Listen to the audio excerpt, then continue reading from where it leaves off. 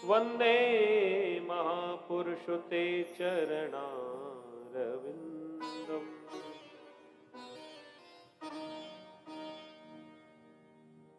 वंशी विभूषित करानवनीरदाभा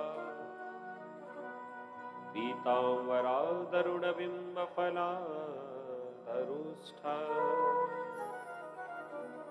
पूर्णेन्दु सुंदर मुखादर विल्दनेत्रा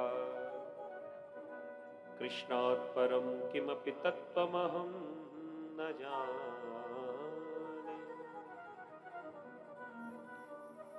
चैतन्यं सुमनो मनो मन मनो मानव मनो मानसं माया धाव धवं धवं धव धवं धावं धवं माधवं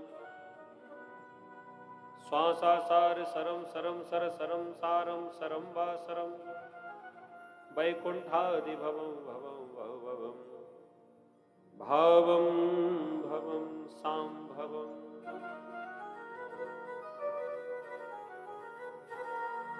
सीतानाथ समारंभा श्रीरामानंदाय मध्यमा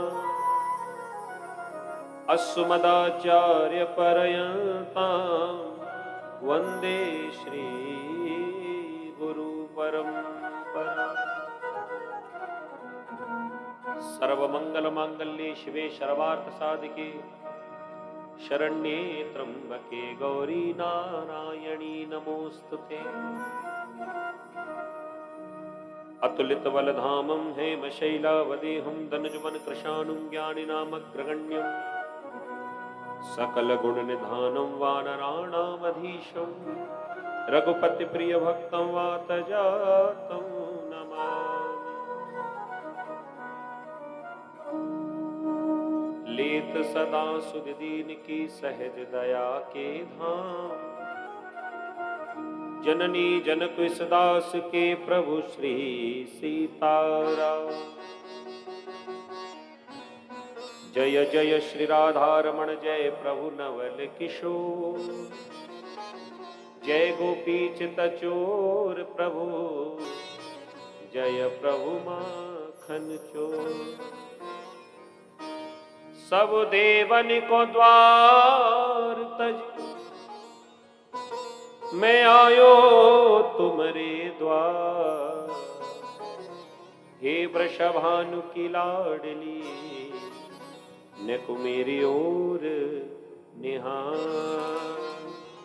बोलिए श्रीमद् भागवत महापुराण की जय। सियावर रामचंद्र भगवान की जय। अनंत बलवंत हनुमंत लाल की जय। श्री सिद्ध बाबा की जय। शंकर भगवान की जय। दुर्गे मैया की जय। नंगर खेरे की जय। पटिया वारे बाबा की जय। जोधा बाबा की जय। हरगिर बाबा की जय। सब संतन की जय। ददरुआ सरकार की जय। अपने अपने सदगुरुदेव भगवान की जय। जय जय श्री राधे। जय जय श्री राधे। जय जय श्री राधे।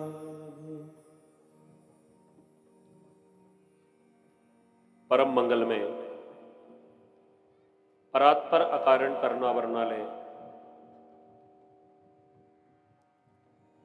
श्री बालकृष्ण लाल की वांगमयी प्रतिमूर्ति स्वरूप श्रीमद् भागवत महापुराण को प्रणाम करते हुए सर्वप्रथम बिहारी जी से प्रार्थना है कि आकर अपने आसन पर विराजमान हो।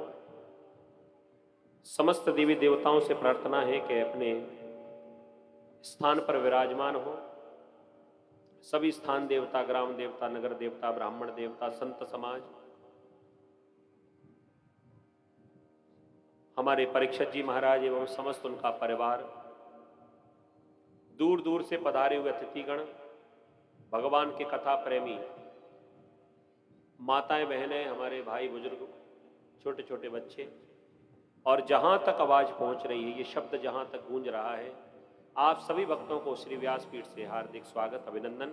आप सभी को मेरा प्रणाम है, स्वीकार करें और एक बार सब मिलकर कहेंगे जय जय श्री राधे।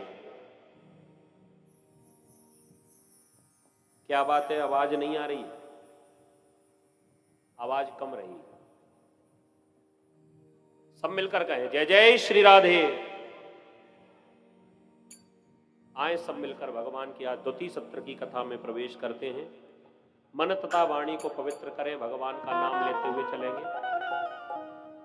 बड़े भाव से गाएं।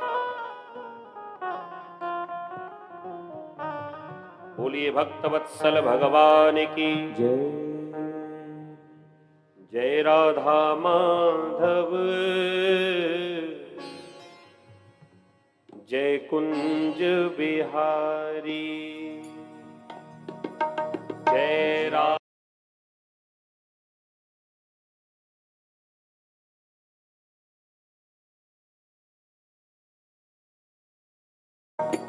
जय राधा माधव जय कुंज बिहारी जय राधा माधव जय कुंज बिहारी जय राधा माधव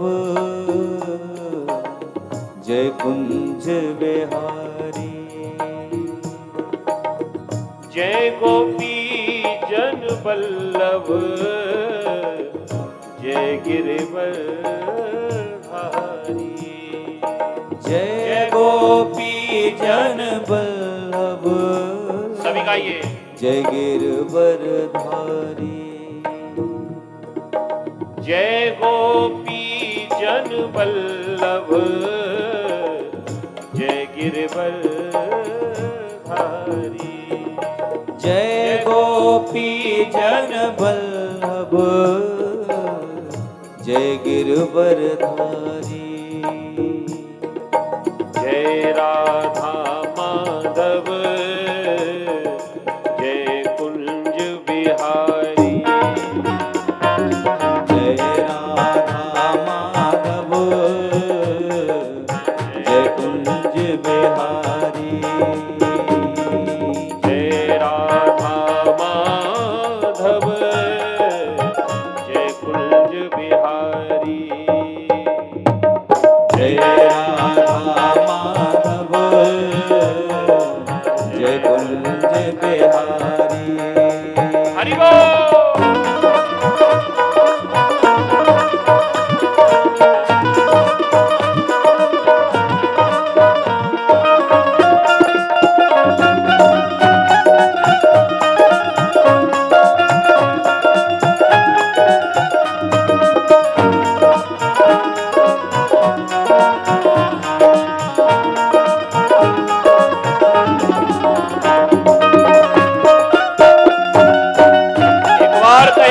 बिहारी लाल की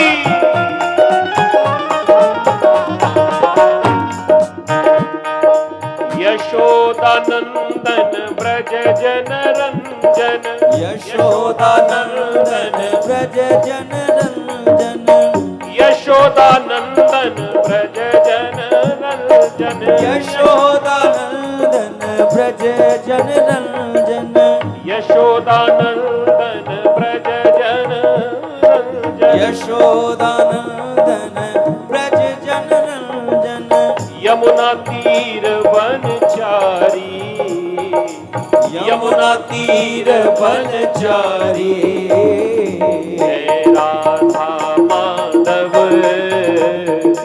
जय कुंज बिहारी गाइए जय राधा माधव जय कुंज बिहारी जय राधा माधव जय कुंज बिहारी जय राधा माधव जय कुंज बिहारी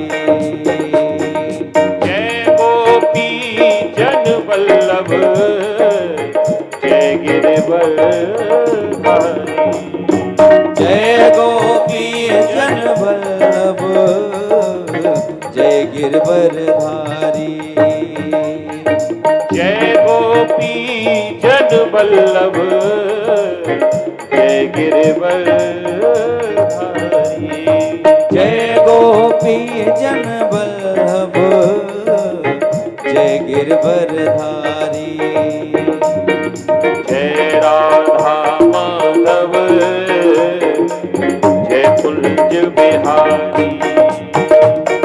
जय राधा माधव जय कुंज बिहारी। जय राधा माधव जय कुंज बिहारी। जय राधा माधव जय कुंज बिहारी। जय राधा माधव जय कुंज बिहारी। जय राधा माधव जय कुंज बिहारी। जय कुंज बिहारी।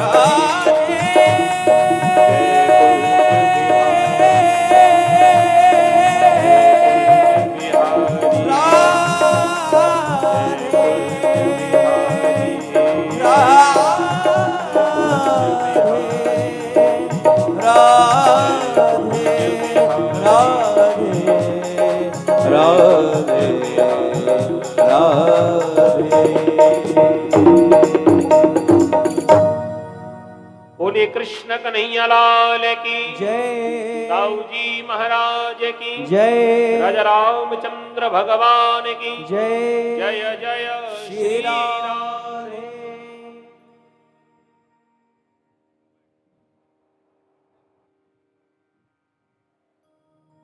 कल की कथा के प्रसंग में हमने भागवत जी के महात्म को श्रवण किया।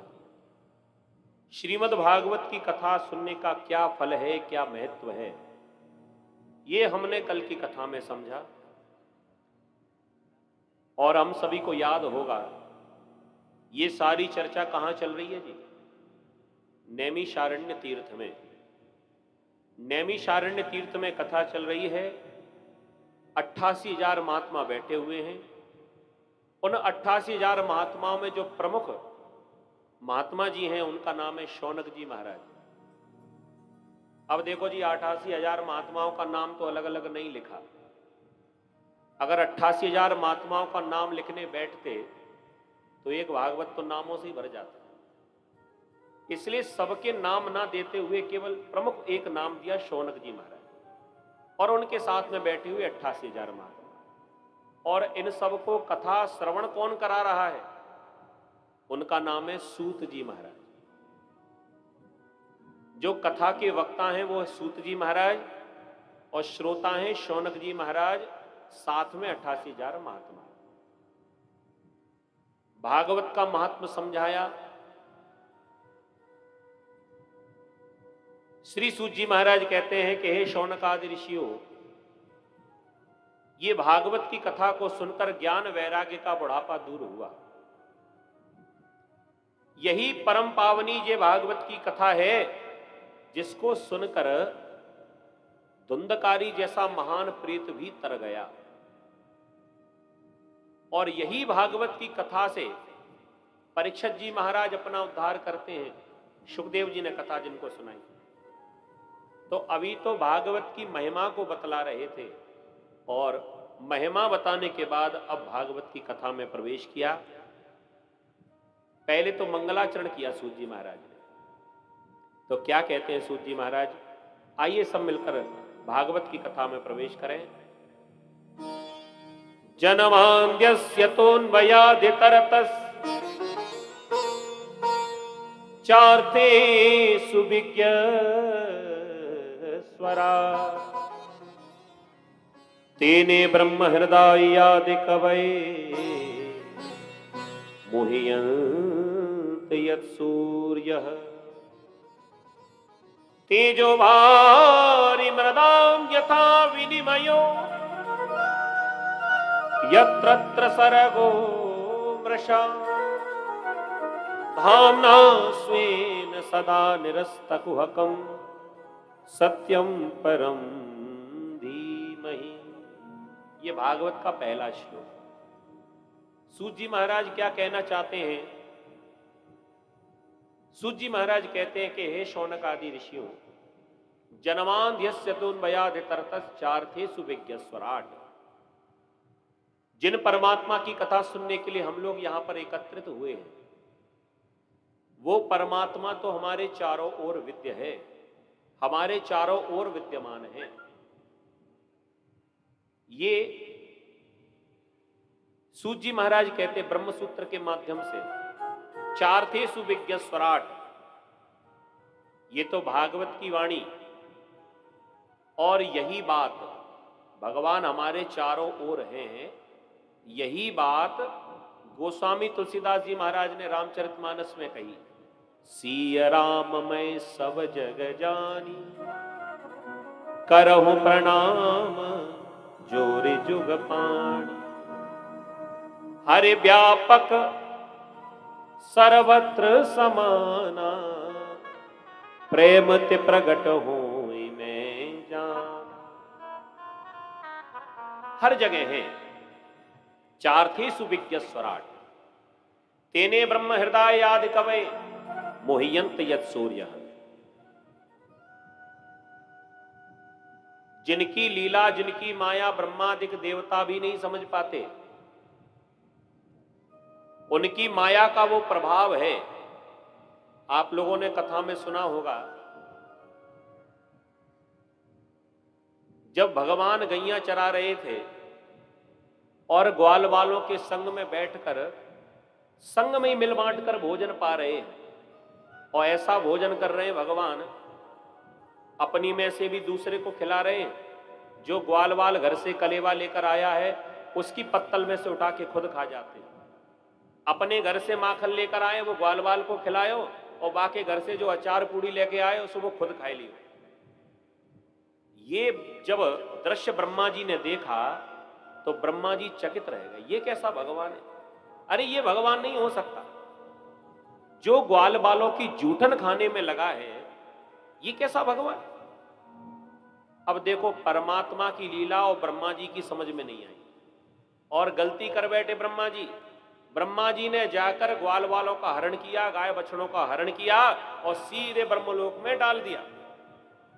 वो तो भगवान ने जब देखा कि बूढ़े बाबा हमारी परीक्षा कर रहे हैं, सो भगवान उतने ही गाय बछड़ों का रूप लेकर आ गए, उतने ही ग्वाल वालों का रूप धारण करके आ गए, और 1 वर्ष तक लीला वैसी ही चलती रही।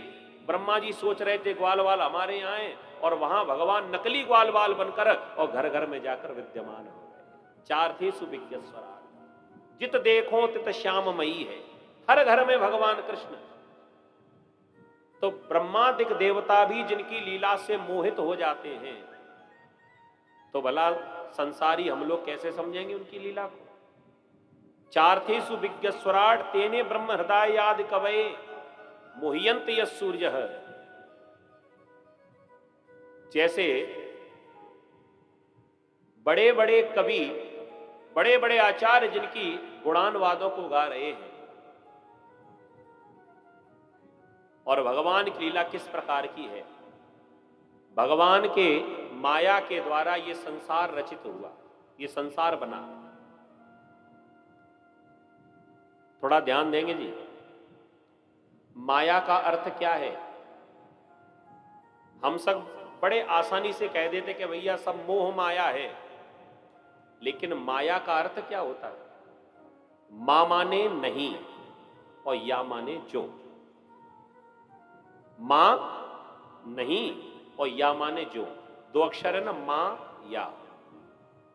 जो नहीं है और दिखाई पड़ जाए, हमें ऐसा लगे कि वो सामने कोई खड़ा है, अब कोई मायावी राक्षस आ जाए, दिखाई पड़ेगा लेकिन है नहीं, जो नहीं है वही माया है। जैसे हम लोग संसार में आए और जीवन भर इस घर को अपना समझा, ये घर मेरा, ये पुत्र मेरा, ये मकान मेरा, ये खेत मेरा, ये व्यापार मेरा, ये परिवार मेरा, और जीवन भर मेरा मेरा करते रहे। एक दिन प्राण निकल गए, अब बताओ किसका है? जिसको हमने अपना समझा था वो हमारा तो नहीं है, लेकिन हमने गलती से अपना समझ लिया, वही माया है। और भैया दुनिया में झंझट भी माया का ही है। और जब तक ये माया के बंधन हमारे जीवन में रहेंगे, तब तक इस संसार से पार नहीं हो सकते। जैसे तेजो भारी मृदाम यथा विनिमयो यत्रित्र सर्गो मृषा। गर्मियों के समय में सूर्य का प्रकाश इतनी तेजी से चमकता है, हमारे भाई लोग जो गाड़ी चलाते हैं, बाइक चलाते हैं, कार चलाते हैं, वो इस बात को जीवन में कई बार अनुभव करते होंगे। गाड़ी चली जा रही है हाईवे पर और गर्मी बड़ी जोर की पड़ रही है, जून जुलाई की गर्मी। उस समय जब सूर्य का प्रकाश रोड पर पड़ता है तो कई बार ऐसा लगता है माने रोड पर पानी भरा। रेगिस्तान में जाओ, जहां दूर दूर तक रेत ही रेत हो, सूर्य का प्रकाश जब रेत पर पड़े तो ऐसा लगता है माने वहां पानी भरा है। हमारी आंखों को धोखा हो जाता है। तेजो वार मृदाम यथा विनिमयो, जैसे सूर्य के प्रकाश हमारी आंखों को धोखा दे जाता है, थल में जल का भान करा देता है, ऐसे ही भगवान की माया ये हम सबको धोखा दे जाती है। ये संसार हमको अपना लगने लगता है और माया का ही चक्कर है। घर घर में झगड़ा भी आप देखोगे तो माया का ही है। घर घर में झगड़ा।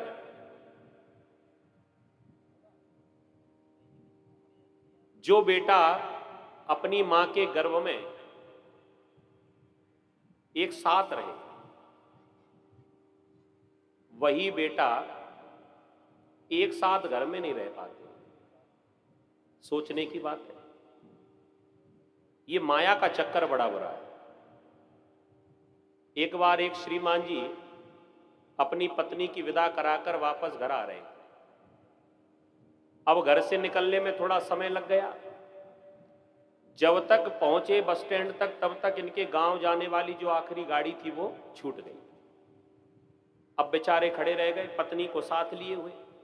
कहां जाएं? वापस लौटकर जा नहीं सकते, घर पहुंच नहीं सकते, बीच में ही रह गए। अब अंधेरा भी होने लगा, क्या करें? श्रीमान जी ने पत्नी से कहा, घबराओ मत, अब देर तो हो ही गई, एक काम करते हैं, किसी धर्मशाला में जाते हैं, रात भर वहां पर बिताएंगे और प्रातःकाल जल्दी उठकर पहली गाड़ी पकड़कर अपने गांव, अपने घर पहुंच जाएंगे। ठीक है जी। श्रीमान जी अपनी पत्नी को लेकर किसी धर्मशाला में पहुंचे। धर्मशाला का जो प्रबंधक था वहां जाकर बात की, भैया हमारी मजबूरी, रात भर के ठहरने की व्यवस्था हमें चाहिए। उसने एक चाबी का गुच्छा निकाला, श्रीमान जी के हाथ में दिया, कह दिया सामने जो कमरा है वो खाली है, आप दोनों जाके वहां आराम करिए। पति पत्नी दोनों कमरे में पहुंचे, विश्राम करने लगे। अब एकाएक नींद ना आई। पत्नी से कहने लगे कि सुनो, थोड़ा जल्दी अगर कर लेते तो अपनी गाड़ी छूटती नहीं, ऐसे हमको धर्मशाला में नहीं रुकना पड़ता। श्रीमती जी ने कहा, अब देखो अब थोड़ा बहुत समय लग गया, अब आप भाई लोग तो जानते ही हैं, माताओं को जब अपने मायके से ससुराल जाना हो तो थोड़ा समय तो लगे ही जाता है। अच्छा आप देखना प्रैक्टिकल करके, कोई झूठे ही कह दे कि चलो आपके मायके जाना है, तो हमें लगता है कि इतना समय तब नहीं लगता, झटपट तैयारी। लेकिन अपने घर वापस आना हो, ससुराल में वापस आना हो तो थोड़ा आराम आराम से समय लगता ही। श्रीमती जी कहने लगी, इसके अलावा कोई और चर्चा हो तो बताओ। एक ही बात बार बार करते हो, देर हो गई, देर हुआ, वो हो तो गई, अब क्या कर सकते हैं? अरे कोई घर गृहस्थी की बात हो, चर्चा हो तो करो, नहीं तो सो जाओ। श्रीमान जी ने कहा, एक बात बताओ, हम अपने बेटे को पढ़ा लिखा कर क्या बनाएंगे? श्रीमती जी ने कहा, हमने तो पहले ही सोच लिया, मैं अपने बेटे को डॉक्टर बनाऊंगी। मैंने पहले ही सोच लिया डॉक्टर बनाऊंगी अपने बेटे को। श्रीमान जी कहने लगे, अरे डॉक्टर का जीवन कोई अच्छा नहीं, इसे कोई आराम नहीं है जीवन में। कभी तो रात में भागना पड़े, कभी दिन में भागना पड़े, दिन भर चीर फाड़ करता रहे, और मरीज बच जाए तो जय जयकार, और कहीं राधे राधे हो गई तो हाहाकार। लोग गालियां भी कई बहुत देते हैं। मैं तो ये सोच रहा हूं जी, हम अपने बेटे को मजिस्ट्रेट बनाएं, ऐसी बढ़िया पढ़ाई कराएंगे अपने बेटे की कि वो बड़े होकर मजिस्ट्रेट बन जाए। श्रीमती जी कहने लगे, नहीं नहीं, मजिस्ट्रेट का जीवन कौन सा बढ़िया। भले ही मजिस्ट्रेट साहब को मालूम हो कि सामने वाला बिल्कुल निर्दोष है, लेकिन कोई झूठी गवाही देने आ जाए तो कभी कभी निर्दोष को भी सजा सुनानी पड़ती है। और ऐसा कई बार देखने को मिला है, जो दोषी हैं वो तो खुले में घूम रहे हैं और निर्दोष सजा भोग रहे हैं। मजिस्ट्रेट जानता है कि इसने कुछ नहीं किया, लेकिन सबूतों के आधार पर, गवाही के आधार पर सजा सुनानी पड़ती है। नहीं नहीं साहब, हम तो अपने बेटे को डॉक्टर ही बनाएंगे। अब इसी बात पे झगड़ा हो गया। श्रीमती जी कह रही मैं अपने बेटे को डॉक्टर बनाऊंगी, श्रीमान जी कह रहे मैं अपने बेटे को मजिस्ट्रेट बनाऊंगा। अब इसी बात पर जब झगड़ा होने लगा तो पास पड़ोस के कमरों में और भी यात्री ठहरे हुए थे। यात्रियों ने आकर दरवाजा खटखटाया, पूछा कि क्या बात है, आधी रात के समय तक झगड़ा काय को करते हो। श्रीमान जी ने कह दिया, ये मेरी पत्नी होकर मेरी बात नहीं मानती है। क्या हुआ? कह दिया, बात इतनी सी है कि हम अपने बेटे को मजिस्ट्रेट बनाना चाहते हैं, लेकिन ये कहती है कि मैं अपने बेटे को डॉक्टर बनाऊंगी। कुछ समझदार लोग थे, उन्होंने कहा एक काम करो ना, झगड़ा मत करो, ना तो तुम मजिस्ट्रेट बनाओ और ना तुम डॉक्टर बनाओ, अपने बेटे से ही पूछ लो वो क्या बनना चाहता है, हो सकता है वो कुछ और बनना चाहता हो। अपने बेटे को ही फोन लगाओ, जरा उससे पूछो वो क्या बनना चाहता है, वो मजिस्ट्रेट बनना चाहता है कि डॉक्टर बनना चाहता है या कुछ और बनना चाहता है। लगाओ बेटे को फोन। श्रीमान जी कहने लगे किसको लगाएं? कह दिया बेटे को लगाओ। श्रीमान जी कहने लगे बेटा तो अभी हुआ ही नहीं, हम तो केवल विचार कर रहे हैं। प्रेम से बोलो राधे राधे। जो संसार में आया नहीं, आने से पहले झगड़ा घर में करा रहा है, वही तो माया है। जो है ही नहीं और जिसके पीछे हम लोग पड़े हुए हैं, वही है माया। माँ माने नहीं या माने जो। तो भैया ये संसार है माया। किसी ने पूछा अगर संसार माया है तो फिर सत्य क्या है? कह दिया सत्य तो एक परमात्मा है।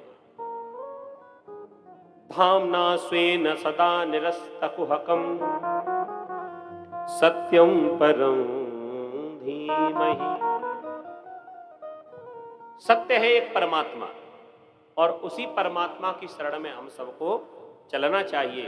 एक ही सत्य, केवल परमात्मा, सारा संसार झूठा। इस प्रकार भागवत का मंगलाचरण श्री सूत जी महाराज ने किया और भागवत की महिमा को बतलाया। क्या कहते हैं? निगम कल्पतरोरगलितं फलं शुक मुखादमृतद्रव संयुतं पिबत भागवतं रसमालयं मुहुर्हो रसिका भुवि भावुका। एक श्लोक में भागवत की महिमा को बतलाया। ये जो कथा हम लोग सुन रहे हैं ना, ये कैसी है, कहां से आई है, क्या इसका रस है? सूत जी महाराज कहते हैं कि ये निगम कल्पतरुर गलितम फलम। निगम कहते हैं वेदों को। हम सब जानते हैं, हमारे शास्त्रों में, हमारे सनातन धर्म में 4 वेद हैं। इन चारों वेदों में जो रस था, निगम कल्पतरोर गलितम फलम, ऐसे मान लो कि वेद हो गए पेड़ और भागवत हो गया उसका फल। माने वेदों का सार भागवत के रूप में हमको मिला। और ये फल कैसा है? गलितम फलम, गला हुआ फल है। गला हुआ फल माने पका हुआ फल, कच्चा फल नहीं है, पका हुआ फल है। और क्या कहा? शुक मुखाद मृतद्रव संयुतम। बड़े गौर से, बड़े भाव से सुनना। शुक कहते हैं तोते को। तोता तो आप लोग देखा ही होगा आपने। आप लोग ये भी जानते होंगे, जिस फल में तोते की चोंच लगी हो उस फल का स्वाद कैसा होता है महाराज बताओ? मीठा होता? साधारण फल, और साधारण फल में कोई साधारण तोता चोंच मार जाए तो देखने वाले अपने आप ही कह देते देखो तोते की चोंच लगी, ये फल बड़ा मीठा होगा। अब आप यहीं से विचार कर लो, जब एक तोते के चोंच लगाने से फल मीठा हो जाता है तो ये भागवत रूपी फल, ये तो सुखदेव जी की वाणी से ही गाया गया, सुखदेव जी ने ही सुनाया है, तो बताओ ये कितना मीठा होगा। शुक मुखाद मृतद्रव संयुतम, इसलिए इसका पान हमें करना है। पिबत भागवतम रसमालयं मुहरहो रसिका विभावुका। पिबत भागवतम रसमालयम, इसको हमें पान करना है। और भैया पान कैसे करना है? संसार का फल हो वो तो हम मुख से पान करते हैं, पीते हैं। अच्छा, एक यहां पर प्रश्न आपके मन में हो सकता है, महाराज अभी तो आप कह रहे थे कि ये फल है और अब कह रहे हो कि इसे पान करो माने पियो, तो भैया फल को कैसे पी सकते? भाई आपके हाथ में कोई सेब रख दे और कहे कि पियो, तो ये कोई बात थोड़ी है। वाक्य तब सही होगा कि इसको खाओ, खाने की बात हो तो सही है। तो फल भी कह रहे हो और पीने को भी कह रहे हो, ये दोनों बात, एक बात गलत हो सकती है, या तो फल नहीं हो सकता या फिर ये पिया नहीं जा सकता। सूत जी ने कहा कि ये फल भी है और इसको पीना भी चाहिए और पिया ही जाता है। कैसे? सूत जी ने तुरंत ही यहां पर इसका निराकरण निकाला कि देखो जब तक फल रहेगा तब तक तो खाने की वस्तु, और उसी फल का जब रस निकाल लिया जाए, अब बताओ पियोगे कि खाओगे? फिर तो पियोगे ना। जब रस आ गया बाहर तो केवल पीने की वस्तु रह गई। तो ये भागवत रूपी जो फल है वो फल कैसा है? पिबत भागवतम रसमालयम, ये भागवत की जो कथाएं हैं ये रस के समान है, तो भैया रस तो पिया ही जाता है। दूसरी बात, संसार का कोई रस होगा वो यहां वाणी से पिया जाता है, मुख से ही तो पियोगे, लेकिन ये संसारी फल नहीं है, ये अलौकिक फल है। इसका जो रस है वो हमें कानों से पीना है। कानों को दोहना बनाओ और भगवान की कथा को बिल्कुल ऐसे पान करो, क्योंकि मुख से पान करोगे तो पेट में और फिर उसका कोई काम नहीं होगा, लेकिन कानों के द्वारा पान किया वो सीधे हृदय में जाकर समा जाएगी, हृदय में जाकर बैठ जाएगी। इसलिए भगवान की कथा को हमें हृदय में बसाना है। पिबत भागवतम रसमालयम मुहरहो रसिका भविभावुका, इसे हमें बार बार पीना चाहिए। किसी ने पूछा क्यों जी ये भागवत की कथा हमें बार बार क्यों सुनना चाहिए? भाई बार बार सुनने का क्या फल है? एक बार सुन ली बहुत हो गया, कह दिया नहीं, बार बार सुनना चाहिए, क्योंकि बार बार सुनने से उसमें और रस बढ़ता है और आनंद की वृद्धि होती है। लेकिन कुछ ऐसे भी श्रोता हैं वो ये चाहते हैं, वो ये कहते हैं कि भाई एक बार हमने किसी कथा को सुन लिया सो समझ लिया, अब हमें बार बार सुनने की क्या जरूरत? ऐसे भक्तों के लिए, ऐसे श्रोताओं के लिए रामचरितमानस में गोस्वामी तुलसीदास जी महाराज चौपाई लिखते हैं। क्या कहते हैं? जो भगवान की कथा को सुनकर, बार बार कथा को सुनकर थक चुके हैं, वो कान कान नहीं है, वो क्या है?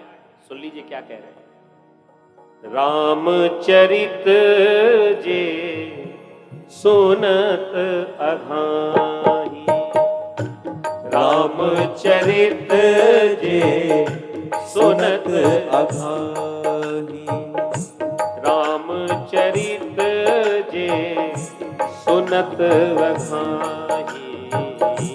रामचरित जे सुनत अघाही।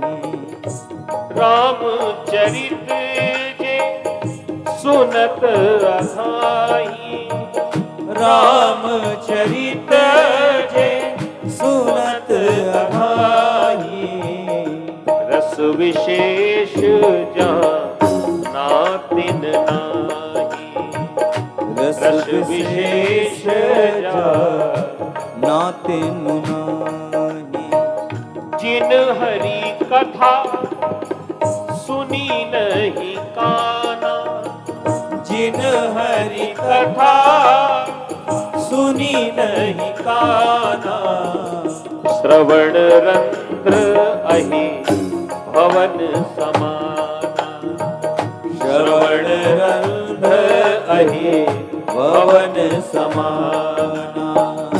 रामचरित जे सुनत अघाही।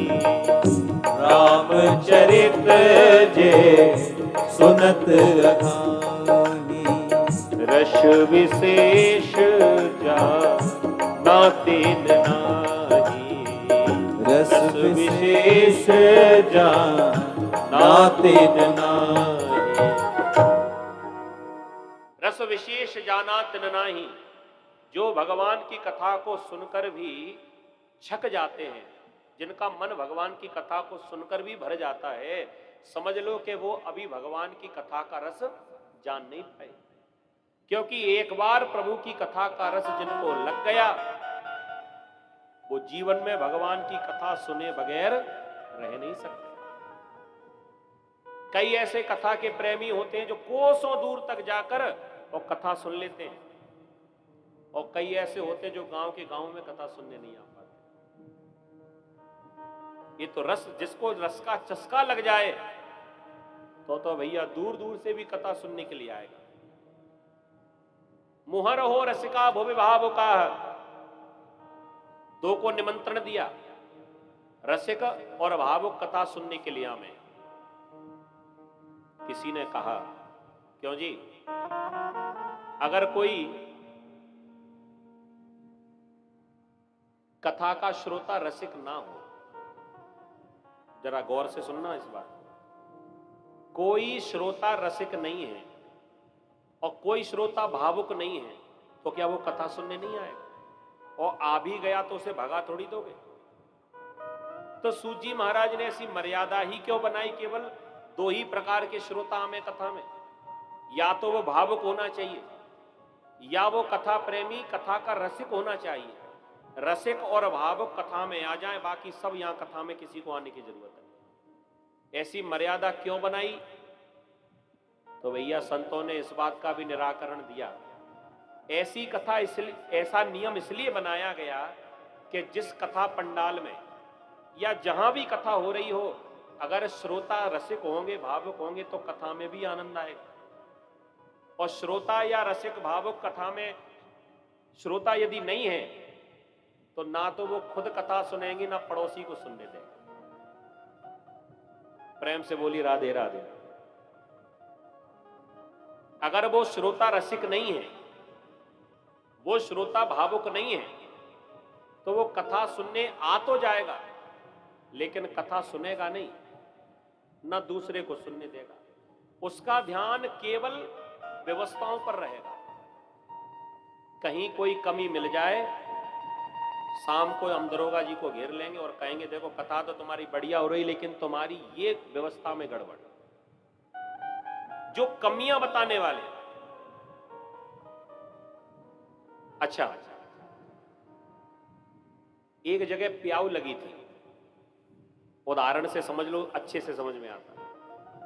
एक जगह लगी प्याऊ, एक व्यक्ति आया जो प्याऊ की सेवा कर रहा था, उससे जाकर पूछा, क्यों भैया ये प्याऊ तुमने लगाई है?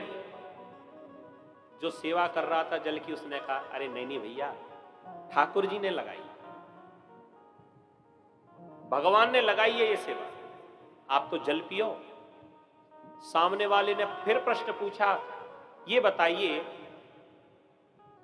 ये जल तुम भरकर कहां से लाते हो? कह दिया पास में ही एक कुआं है, वहां से पानी भर के ले आता हूं, आप तो जल पियो। फिर प्रश्न पूछा ये बताओ कि ये जल खारा है कि मीठा? आपने कहा कि मीठा जल है, आप एक बार पीकर देखो। सामने वाले ने फिर पूछा ये बताओ कि ये जल ठंडा है कि गर्म? आपने कहा ठंडा ही है, आप तो जल पियो। फिर से प्रश्न कर दिया ये बताओ कि तुमने ठंडा कैसे किया? इसको मटके में भरकर ठंडा किया या इसको बर्फ डालकर ठंडा किया? उसने कह दिया कि हमने तो घड़े में भरकर, अब यहां जंगल में बर्फ कहां से आएगी, तो हमने तो घड़े में भर दिया, अपने आप ही ठंडा हो गया, और आप एक बार पी कर देखो। सामने वाले ने फिर से प्रश्न कर दिया ये बताओ जिस लोटा से पिला रहे उसे मांज लिया कि नहीं? ये कहीं झूठा तो नहीं है? बेचारे ने उत्तर दिया ना तो ये झूठा है, ठंडा है, शीतल है, मीठा है, आप एक बार पी कर देखो। सामने वाले ने कहा देखो हमें प्यास नहीं लगी, हम तो केवल जानकारी कर रहे हैं।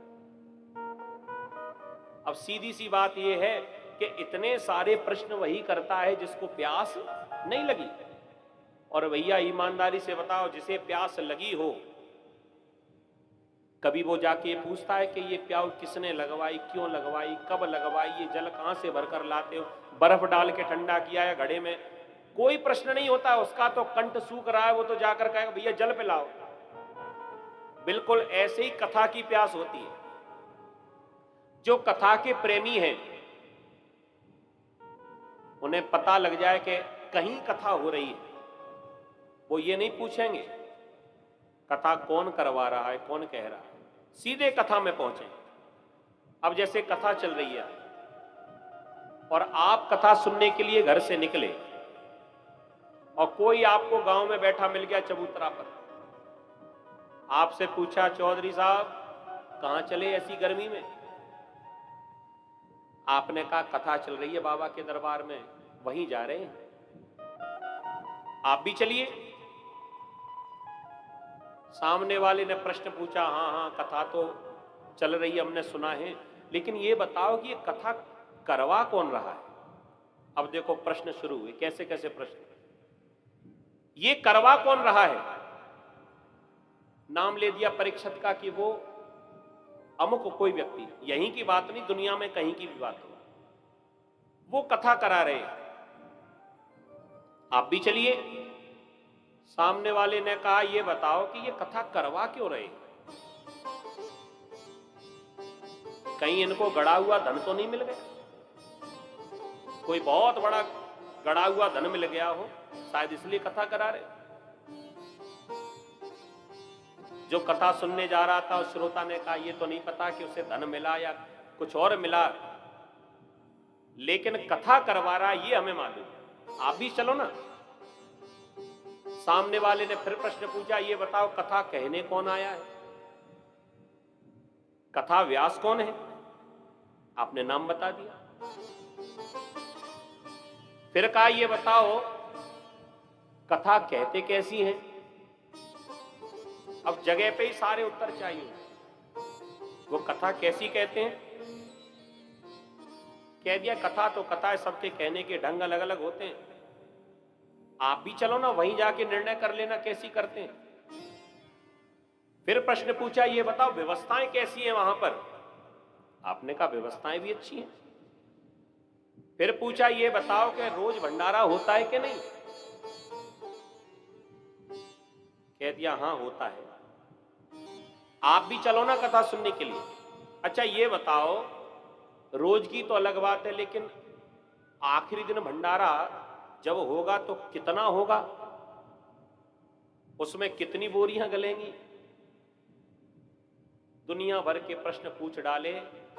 जो कथा सुनने जा रहा था बेचारा, उसने कहा देखो भाई हमें कोई जानकारी नहीं है, आप संग चलो, प्रेम से कथा सुनना और सारे निर्णय आप वहीं कर लेना। सामने वाले ने कहा देखो फालतू इतना समय तो हमारे पास नहीं है, कथा सुनने तुम जाओ, हम तो भंडारे वाले दिन ही देखेंगे। ना तो खुद कथा सुनने आया और जो कथा सुनने जा रहा था इतने सारे प्रश्न पूछ पूछ कर उसकी भी बुद्धि खराब कर दी। तो भैया अगर वो श्रोता अगर रसिक होता, भावुक होता, तो केवल इतना कहने की देर थी कि भैया वहां कथा हो रही है चलो, तो तुरंत ही तैयारी कर लेता, प्रेम से कथा सुनेगा, ना तो ये पूछेगा कौन कथा करवाने वाला है, कौन कहने वाला है, कितनी व्यवस्थाएं हैं, क्या भंडारा होगा, कोई लेना देना नहीं। वो तो प्रेम से कथा में आएगा, कथा सुनेगा और आरती प्रसाद लेकर अपने घर जाएगा। तो रसिका भुवि भावुका, रसिक और भावुक ये दो प्रकार के श्रोता कथा में आमे। बस यही हमारे सूत जी महाराज ने निर्णय दिया और नियम बनाया। इस प्रकार भागवत की महिमा को बतलाया। भागवत की महिमा बतला ही रहे थे कि इतने में जो श्रोता हैं शौनक जी महाराज, इन्होंने यहां पर वक्ता से प्रश्न पूछ लिया, महाराज मैं ये जानना चाहता हूं कि जीवन का लक्ष्य क्या है, और मैं ये भी जानना चाहता हूं कि समय बहुत कम है जीव के पास, और ये शास्त्र बहुत सारे हैं, कथा बहुत लंबी है और श्रोता के पास समय कम है। तो आप तो हमें ये बता दो कि इन शास्त्रों का सार क्या है, और हम ये भी जानना चाहते हैं कि भगवान के अवतार कितने हुए, ये तीसरा प्रश्न। हम ये भी जानना चाहते हैं भगवान जो कि कभी जन्म नहीं लेते, हमने तो बड़े बड़े संतों से यही सुना है कि भगवान प्रकट होते हैं। जब भगवान का प्राकट्य होता है हम लोग आरती गाते ना, चाहे रामनवमी हो चाहे जन्माष्टमी हो, हम लोग कहते ना भय प्रकट कृपाला दीन दयाला कौशल्या हितकारी। तो भगवान तो सीधे प्रकट होते हैं, जन्म तो लेते नहीं। तो प्रश्न देखो कितना बढ़िया, जब भगवान जन्म लेते ही नहीं है, वो तो प्रकट होते हैं, तो फिर राम जी को दशरथ का बेटा क्यों कहा जाता है? भाई पिता पुत्र का नाता तो तब होगा जब भगवान जन्म लेकर आएंगे, जन्म तो हुआ नहीं, सीधे प्रकट भये। तो जब प्रकट ही भये तो यशोदा नंदन देवकी नंदन कैसे हुए? जब भगवान प्रकट ही हुए तो कौशल्या नंदन कैसे हुए? ये चौथा प्रश्न। और पांचवा प्रश्न, महाराज हमें यह भी बताइए कल्याण का सरल साधन क्या है? हमारा उद्धार हो जाए तो ऐसा कोई सरल उपाय बताइए जिससे आसानी से हमारा उद्धार हो जाए। और छठवां प्रश्न ये पूछा कि महाराज जब भगवान इस धराधाम को छोड़कर गए तो ये धर्म किसकी शरण में गया? इस प्रकार के प्रश्न पूछ रहे हैं शौनक जी महाराज। कैसे? ब्रूहि योग योगेश्वरे कृष्णे ब्रह्मण्ये धर्ममर्मणे स्वामाकाष्ठा मधुनोपेते धर्मः कुं शरणं गतः। ये धर्म किसकी शरण में गया? जब प्रश्न पूछे सूत जी महाराज तो बड़े गदगद हो गए, बड़े गदगद हुए। क्या सुंदर प्रश्न आपने पूछे हैं।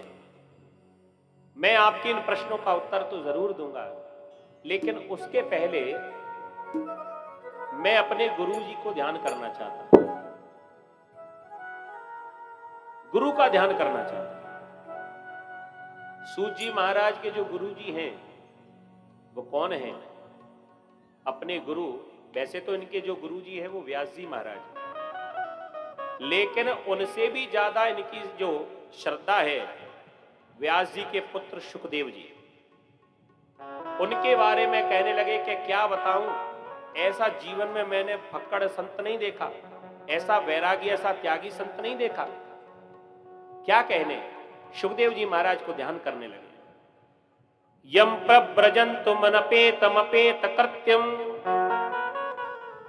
द्वैपायनो विरह कातर्वा जुहावा पुत्रेति तन्मय तया तरवो विनेन्दो स्तम सर्वभूत हृदयो मुनिमान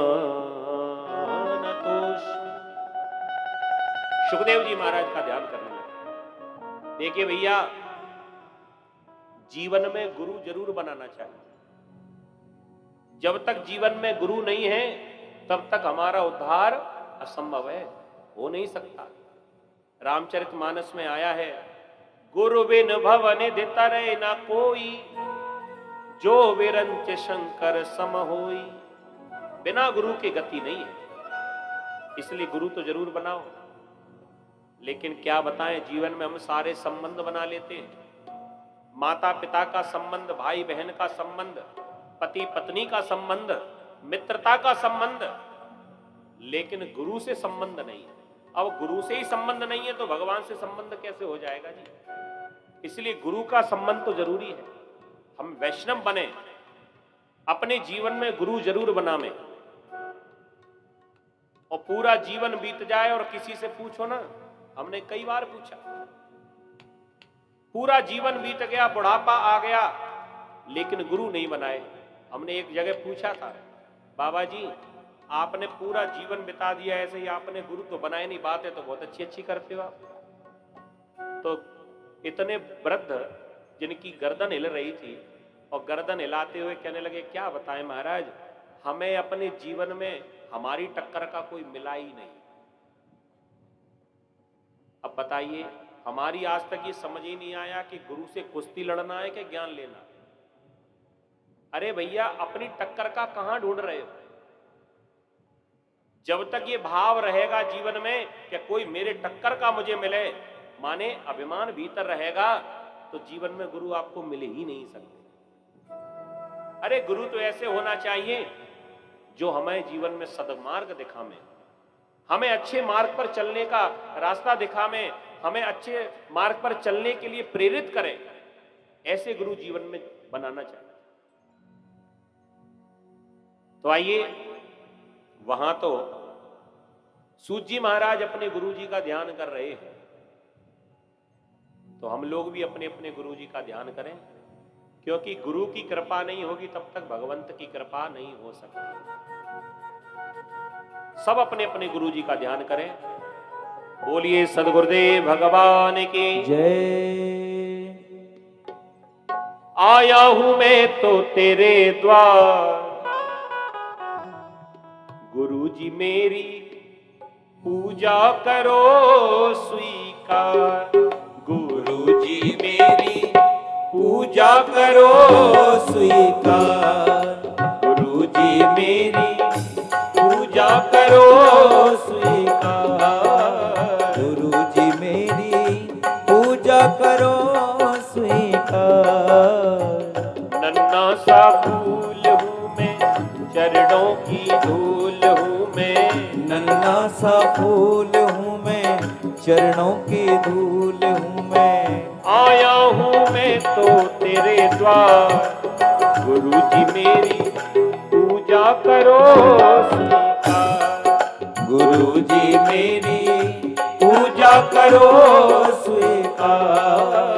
गुरु जी मेरी पूजा करो स्वीकार।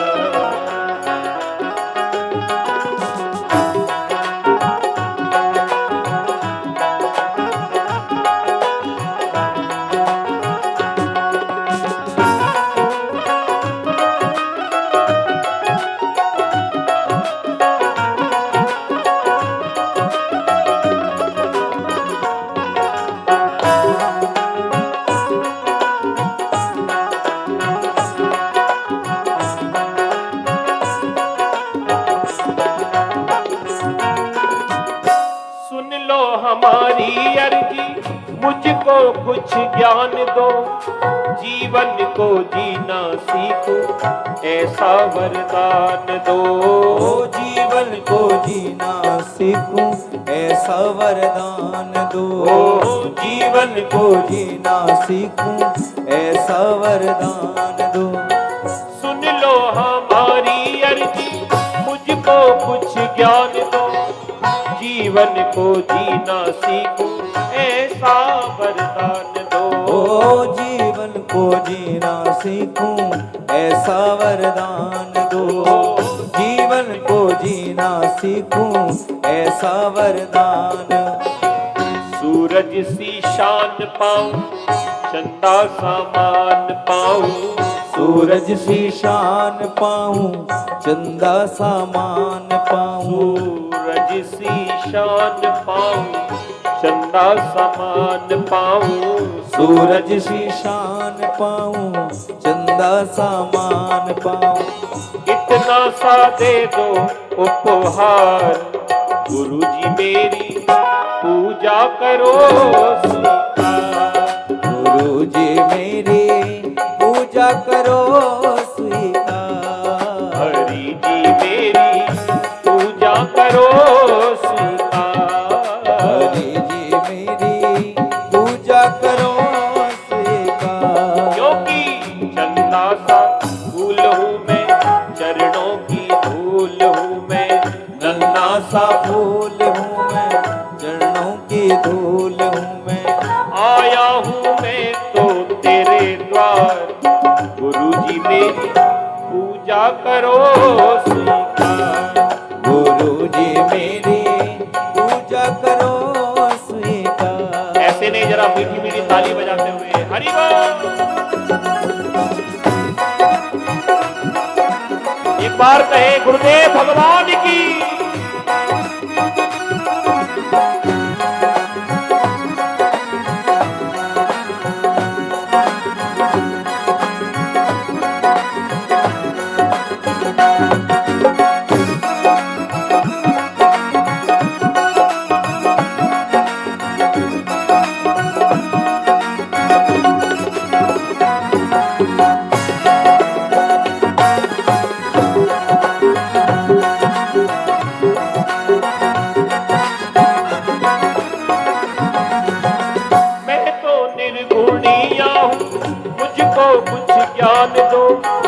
जीवन को जीना सीखूं ऐसा वरदान दो।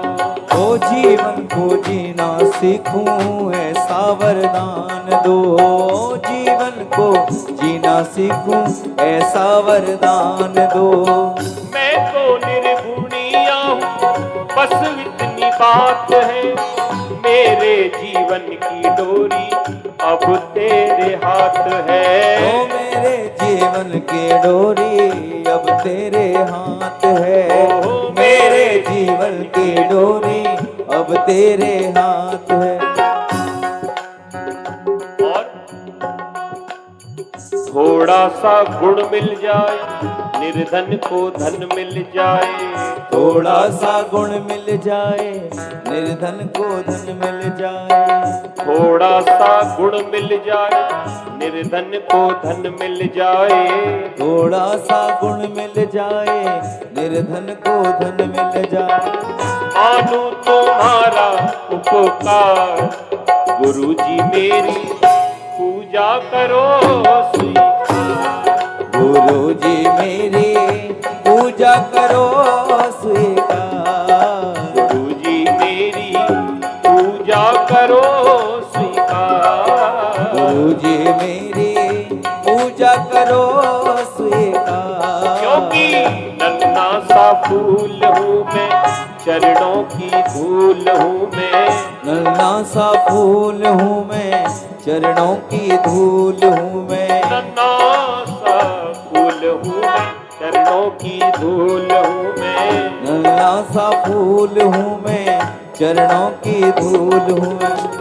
आया हूँ मैं तो तेरे द्वार, गुरुजी मेरी पूजा करो स्वीकार। गुरुजी मेरी पूजा करो स्वीकार। गुरुजी मेरी पूजा करो स्वीकार। गुरुजी मेरी पूजा करो स्वीकार। गुरुजी मेरी पूजा करो स्वीकार। गुरुजी मेरी पूजा करो स्वीकार। हरि बोल।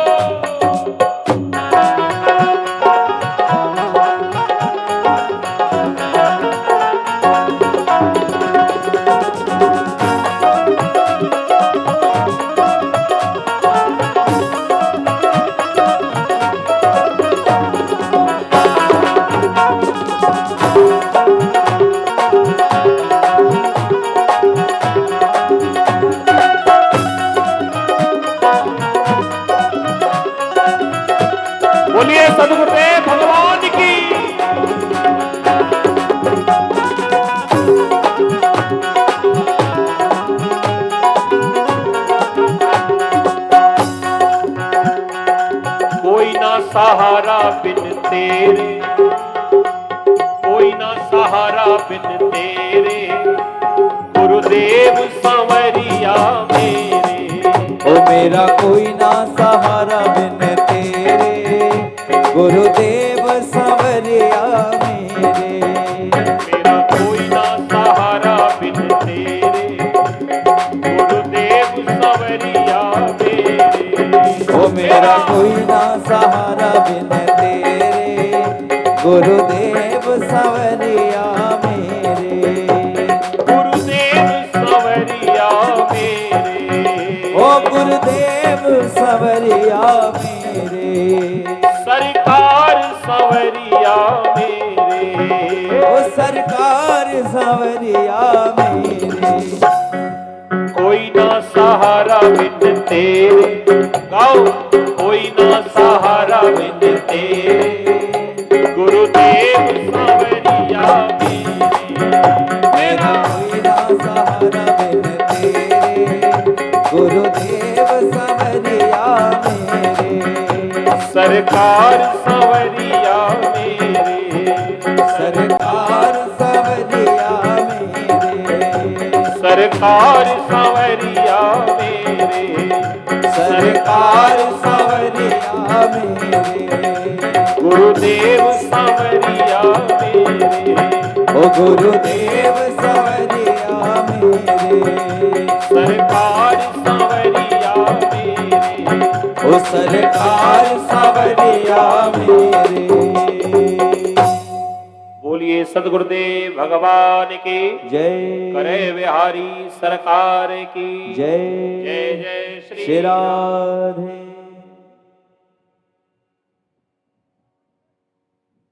श्री सुखदेव जी महाराज ने भी अपने गुरु जी का ध्यान किया।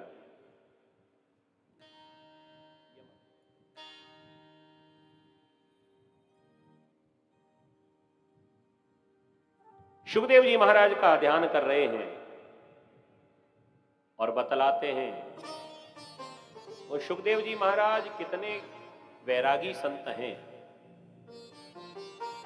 जिन्होंने जन्म लेते ही अपने घर को त्याग दिया। विचार करिए, ना तो मां को देखा, ना अपने पिता को देखा, ना किसी प्रकार की मोह माया,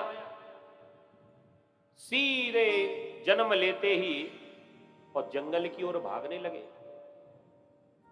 अचंभा हुआ सभी को, हमें भी हो सकता है। जन्म लेते ही बालक पहले तो रोता है। संसार के जितने भी बालक हैं जो जन्म लेते हैं वो सबसे पहले रोना शुरू करते हैं। लेकिन यहां रोना धोना तो दूर की बात, जैसे ही जन्म हुआ सो दौड़ लगाने लगे और ऐसी दौड़ लगाई कि आगे आगे बेटा और पीछे पीछे पिताजी।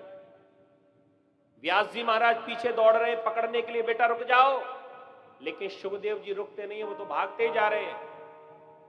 अपने बेटे की ऐसी स्थिति देखी व्यास जी महाराज तो बड़े दुखी हो गए। यम प्रव्रजन्तु मनपेतमपेत कृत्यम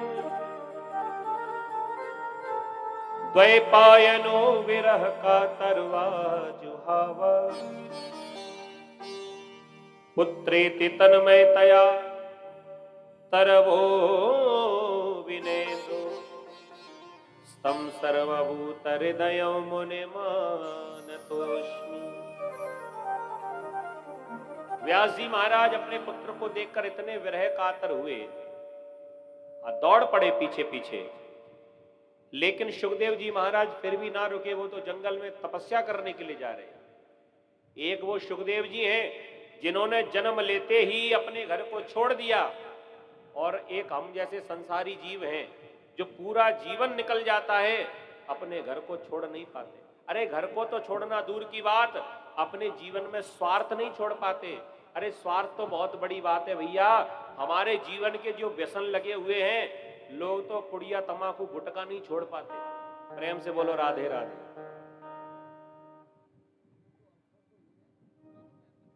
तो ये घर छोड़ने की बात तो बहुत बड़ी है।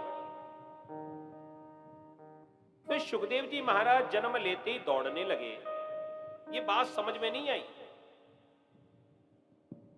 तो इसको समझने के लिए हमको कौशिकी संहिता की कथा सुननी पड़ेगी। भागवत का प्रसंग नहीं है ये। अन्यत्र एक और ग्रंथ है जिसका नाम है कौशिकी संहिता। वहां पर सुखदेव जी का जन्म कैसे हुआ, ये सारी चर्चा मिलती है। एक बार की बात हो, गोलोक धाम में राधा रानी प्रेम से भगवान की कथा सुन रही थी। और ये कथा सुनाने वाला कौन है? थोड़ा इसका इको कम करो, आवाज ज्यादा गूंज रही है।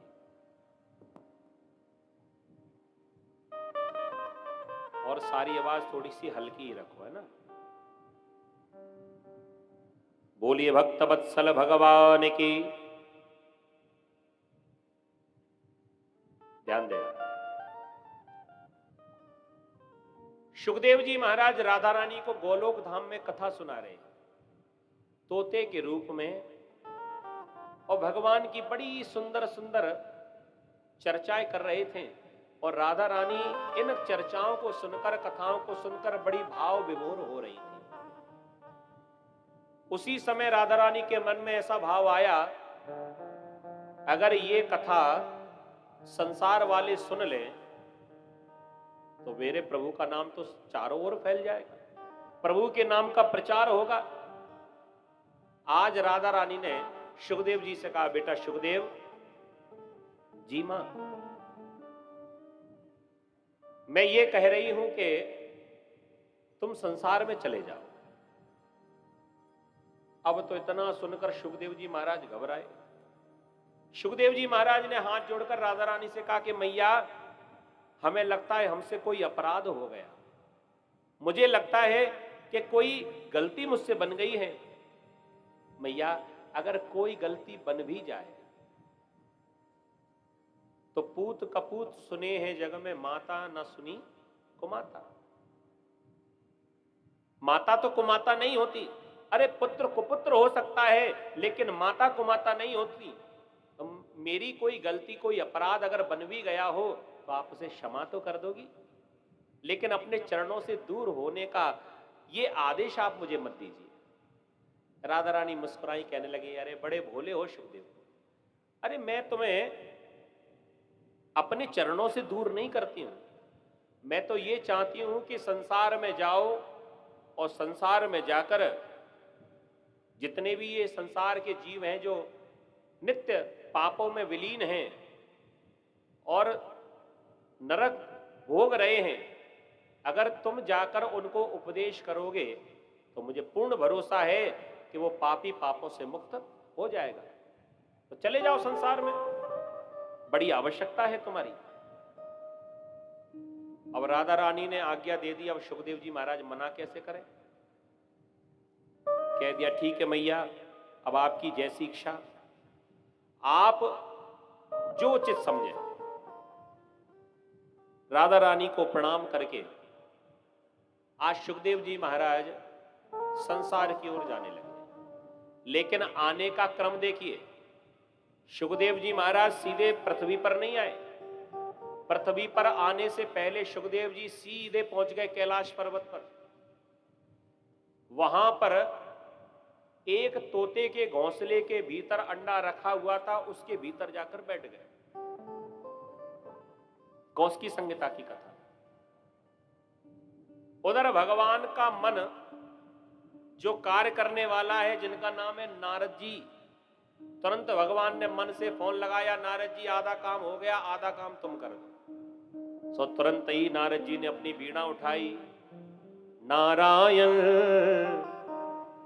नारायण श्रीमन नारायण नारायण नारायण श्रीमन नारायण नारायण श्रीमन नारायण नारायण नारायण। हाँ, नारायण नारायण श्रीमन नारायण नारायण नारायण श्रीमन नारायण नारायण श्रीमन नारायण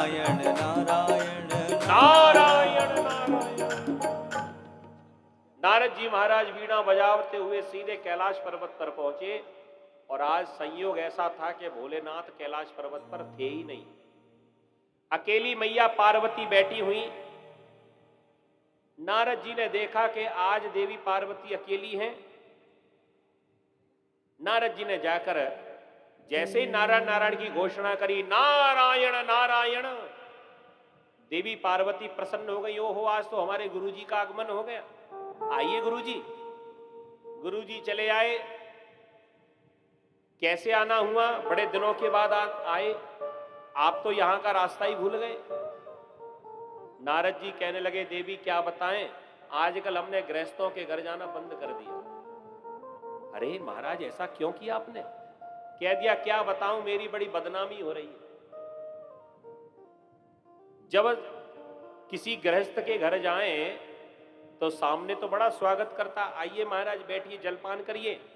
लेकिन जाने के बाद कहता है कि इस नारद के चक्कर में मत पड़ जाना। जिसके घर में घुस गया उसी के घर में झगड़ा करा दिया इसने।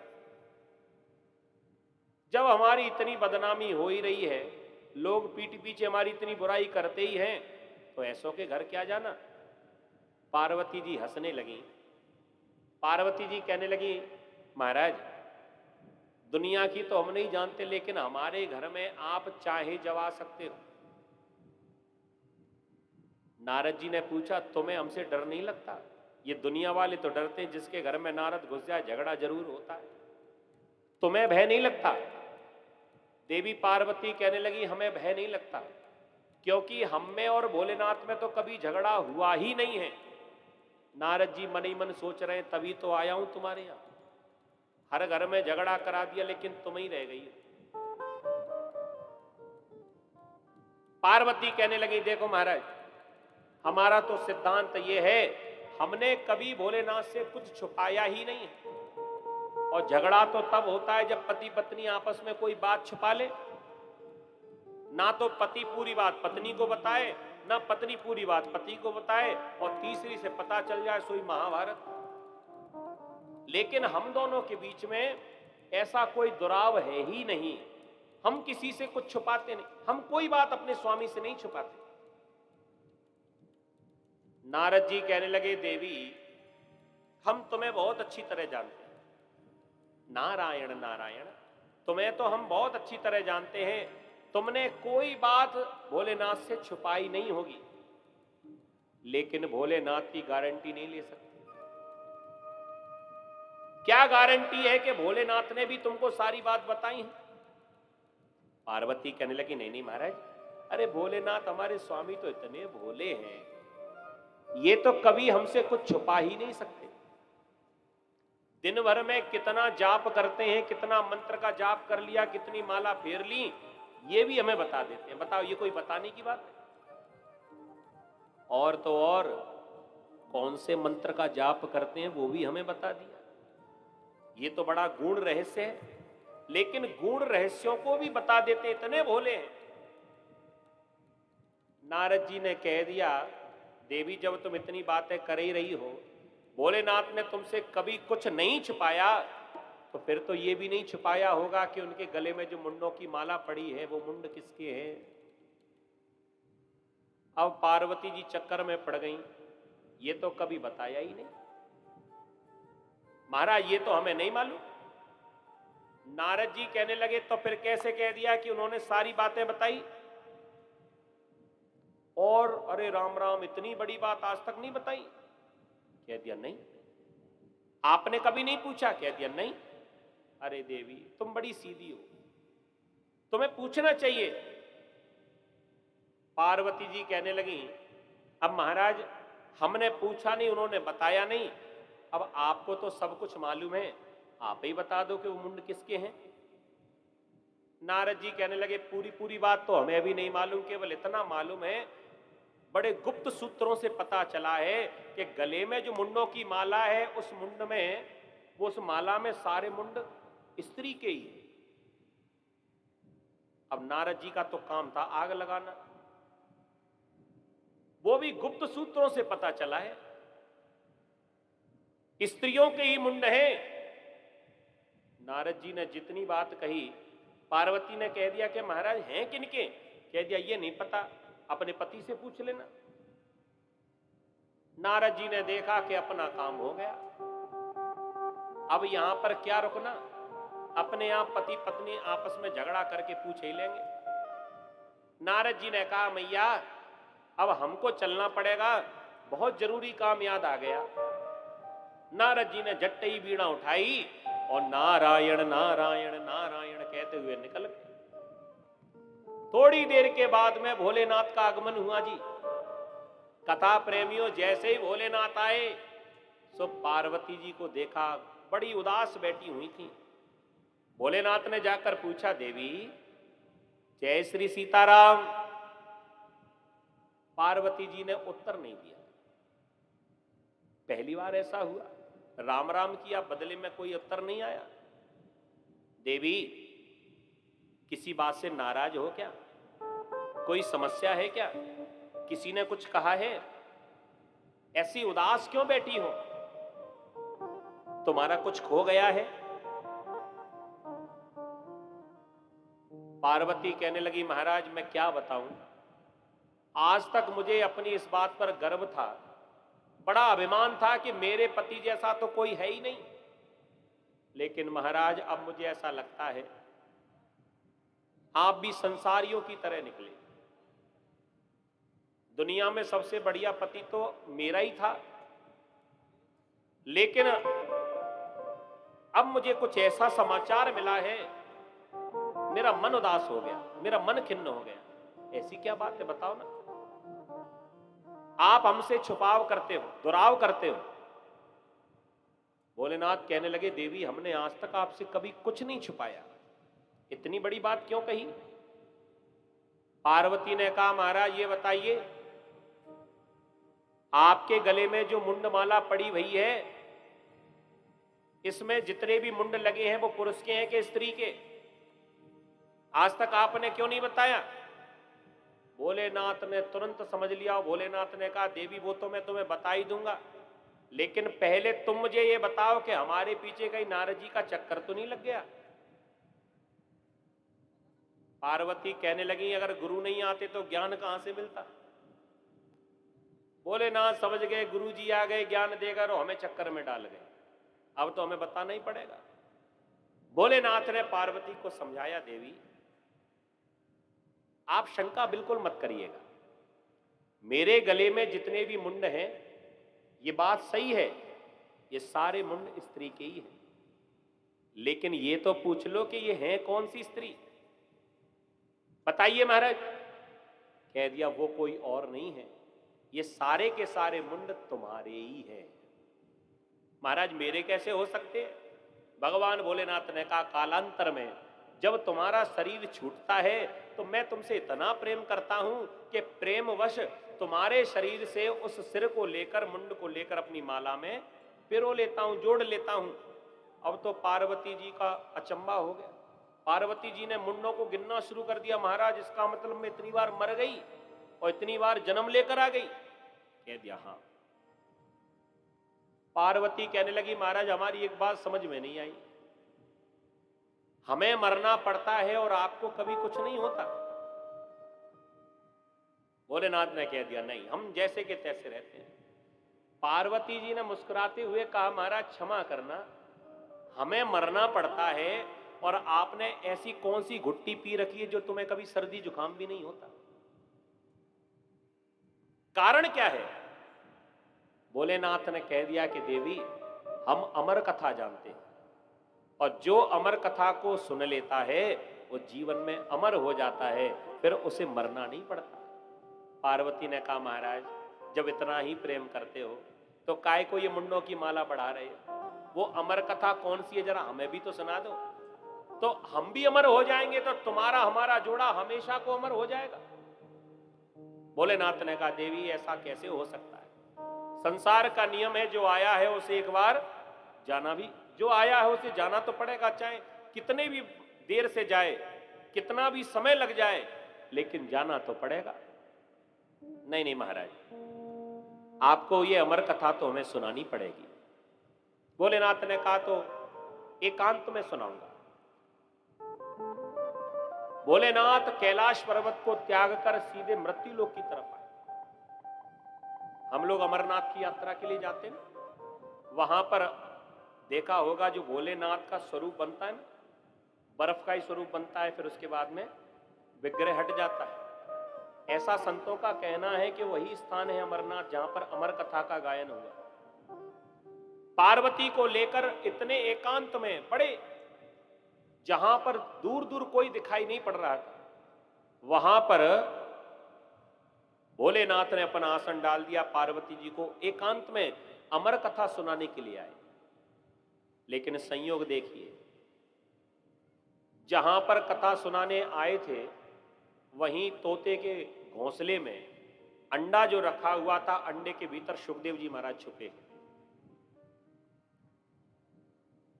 उधर भोलेनाथ ने कहा, देवी हम तुम्हें कथा तो सुनाएंगे, लेकिन हमारी एक शर्त है। क्या शर्त है?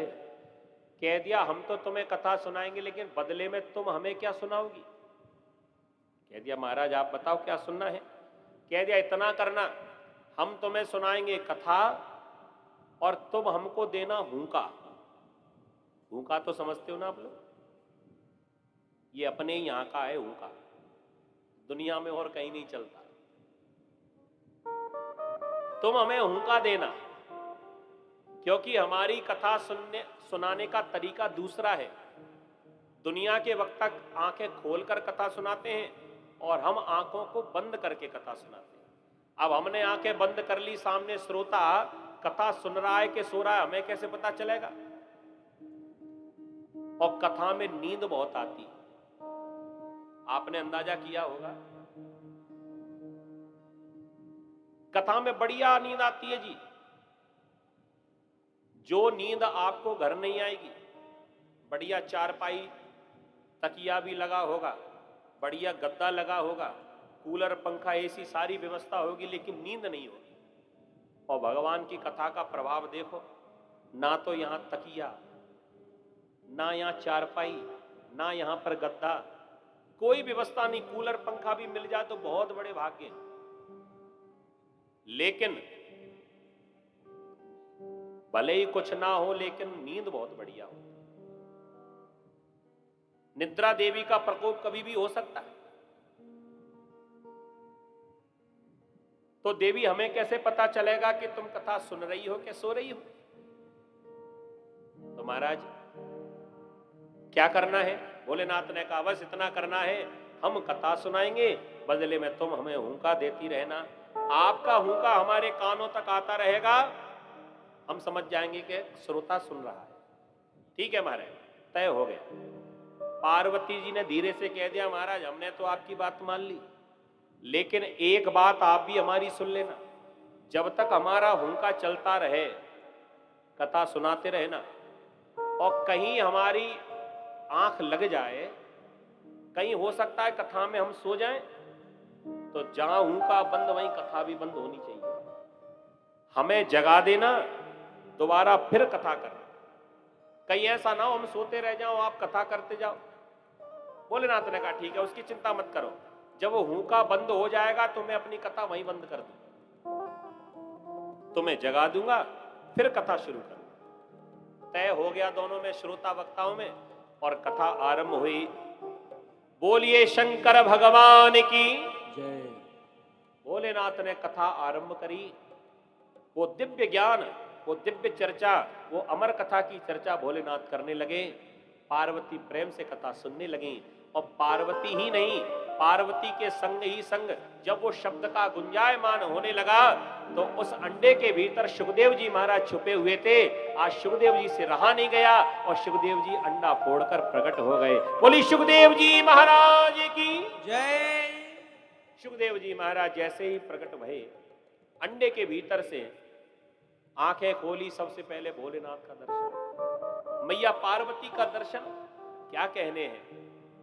और चुपचाप जाकर पार्वती जी के पीछे बैठ गए।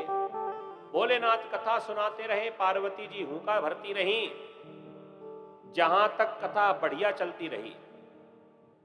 प्रेम से कथा सुनी, और जैसे ही पंचम स्कंद में प्रवेश किया, भूगोल खगोल की चर्चा जब आरंभ हुई और जो आध्यात्म की चर्चा शुरू हुई तो बड़े बड़े श्रोताओं को भी नींद आ जाती है।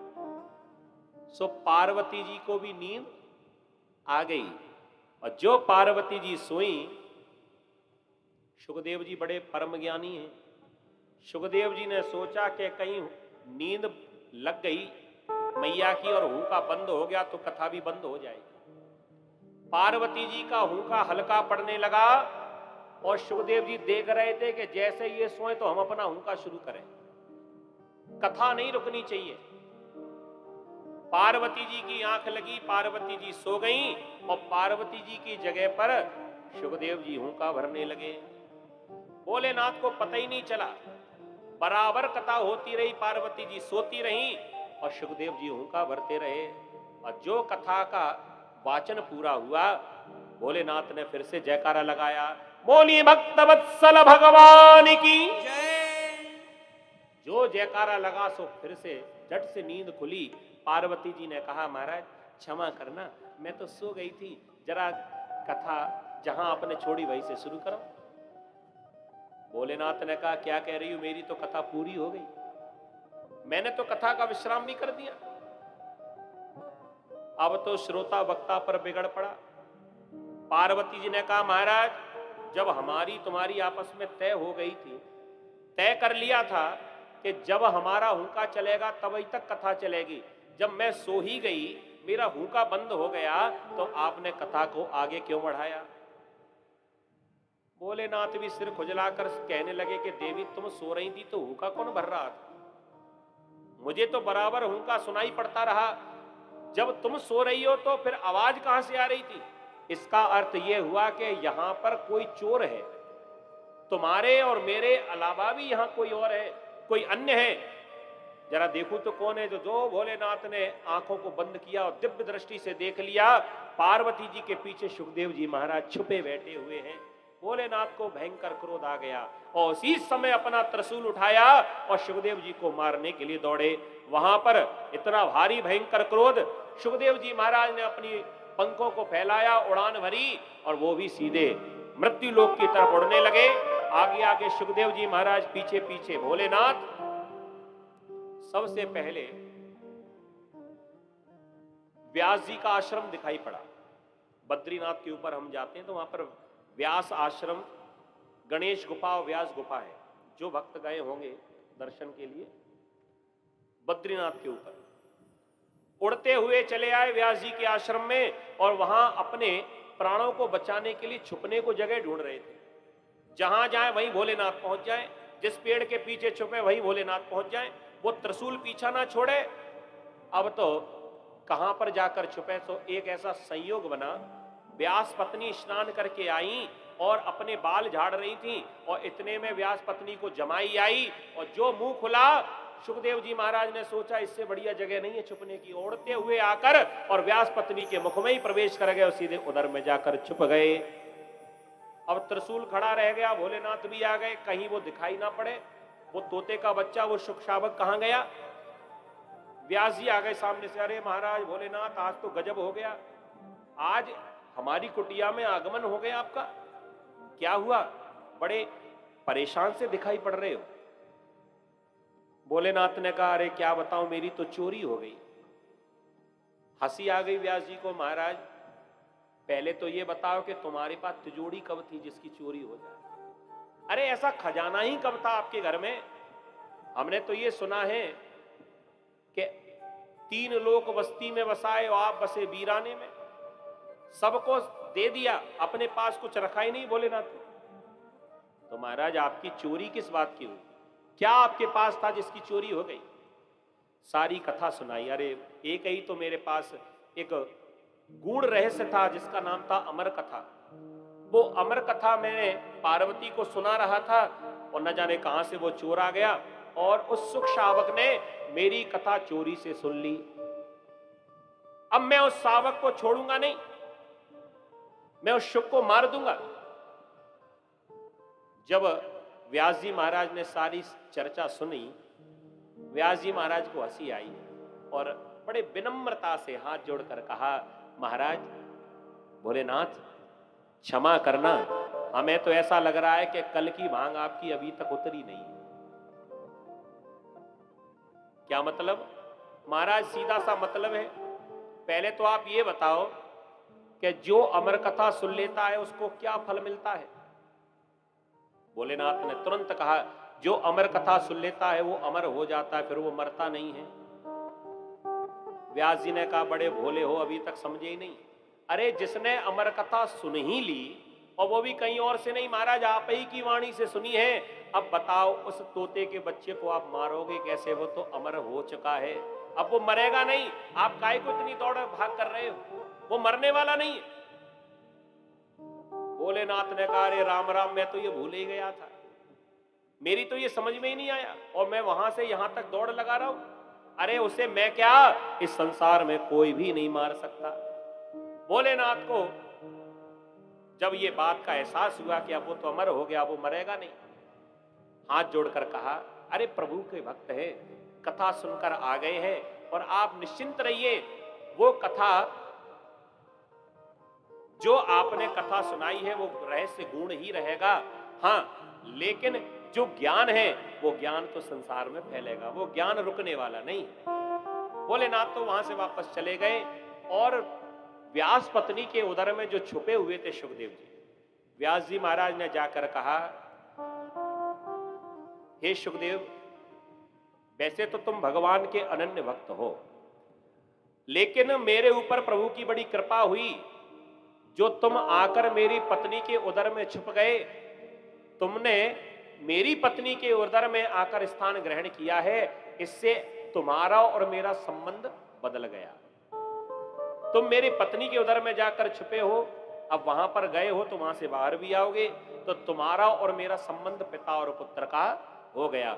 तुम मेरे पुत्र हो, अब मैं आज से तुम्हारा पिता हूं। खतरा टल चुका है, भोलेनाथ जा चुके हैं, और तुम अमर हो, तुम मरोगे नहीं, इसलिए घबराने की बात नहीं, बाहर आ जाओ। सुखदेव जी महाराज भीतर से ही बोल पड़े, मैया के उदर से बोल रहे हैं, व्यास पत्नी के उदर से बोल रहे हैं, और कह रहे हैं, पिताजी सही बताऊं, मैं बाहर आना ही नहीं चाहता, क्योंकि मैंने ऐसा सुना है कि भगवान की माया बड़ी प्रबल है। जो संसार में आया और भगवान की माया में ग्रसित ना हो, ऐसा हो नहीं सकता।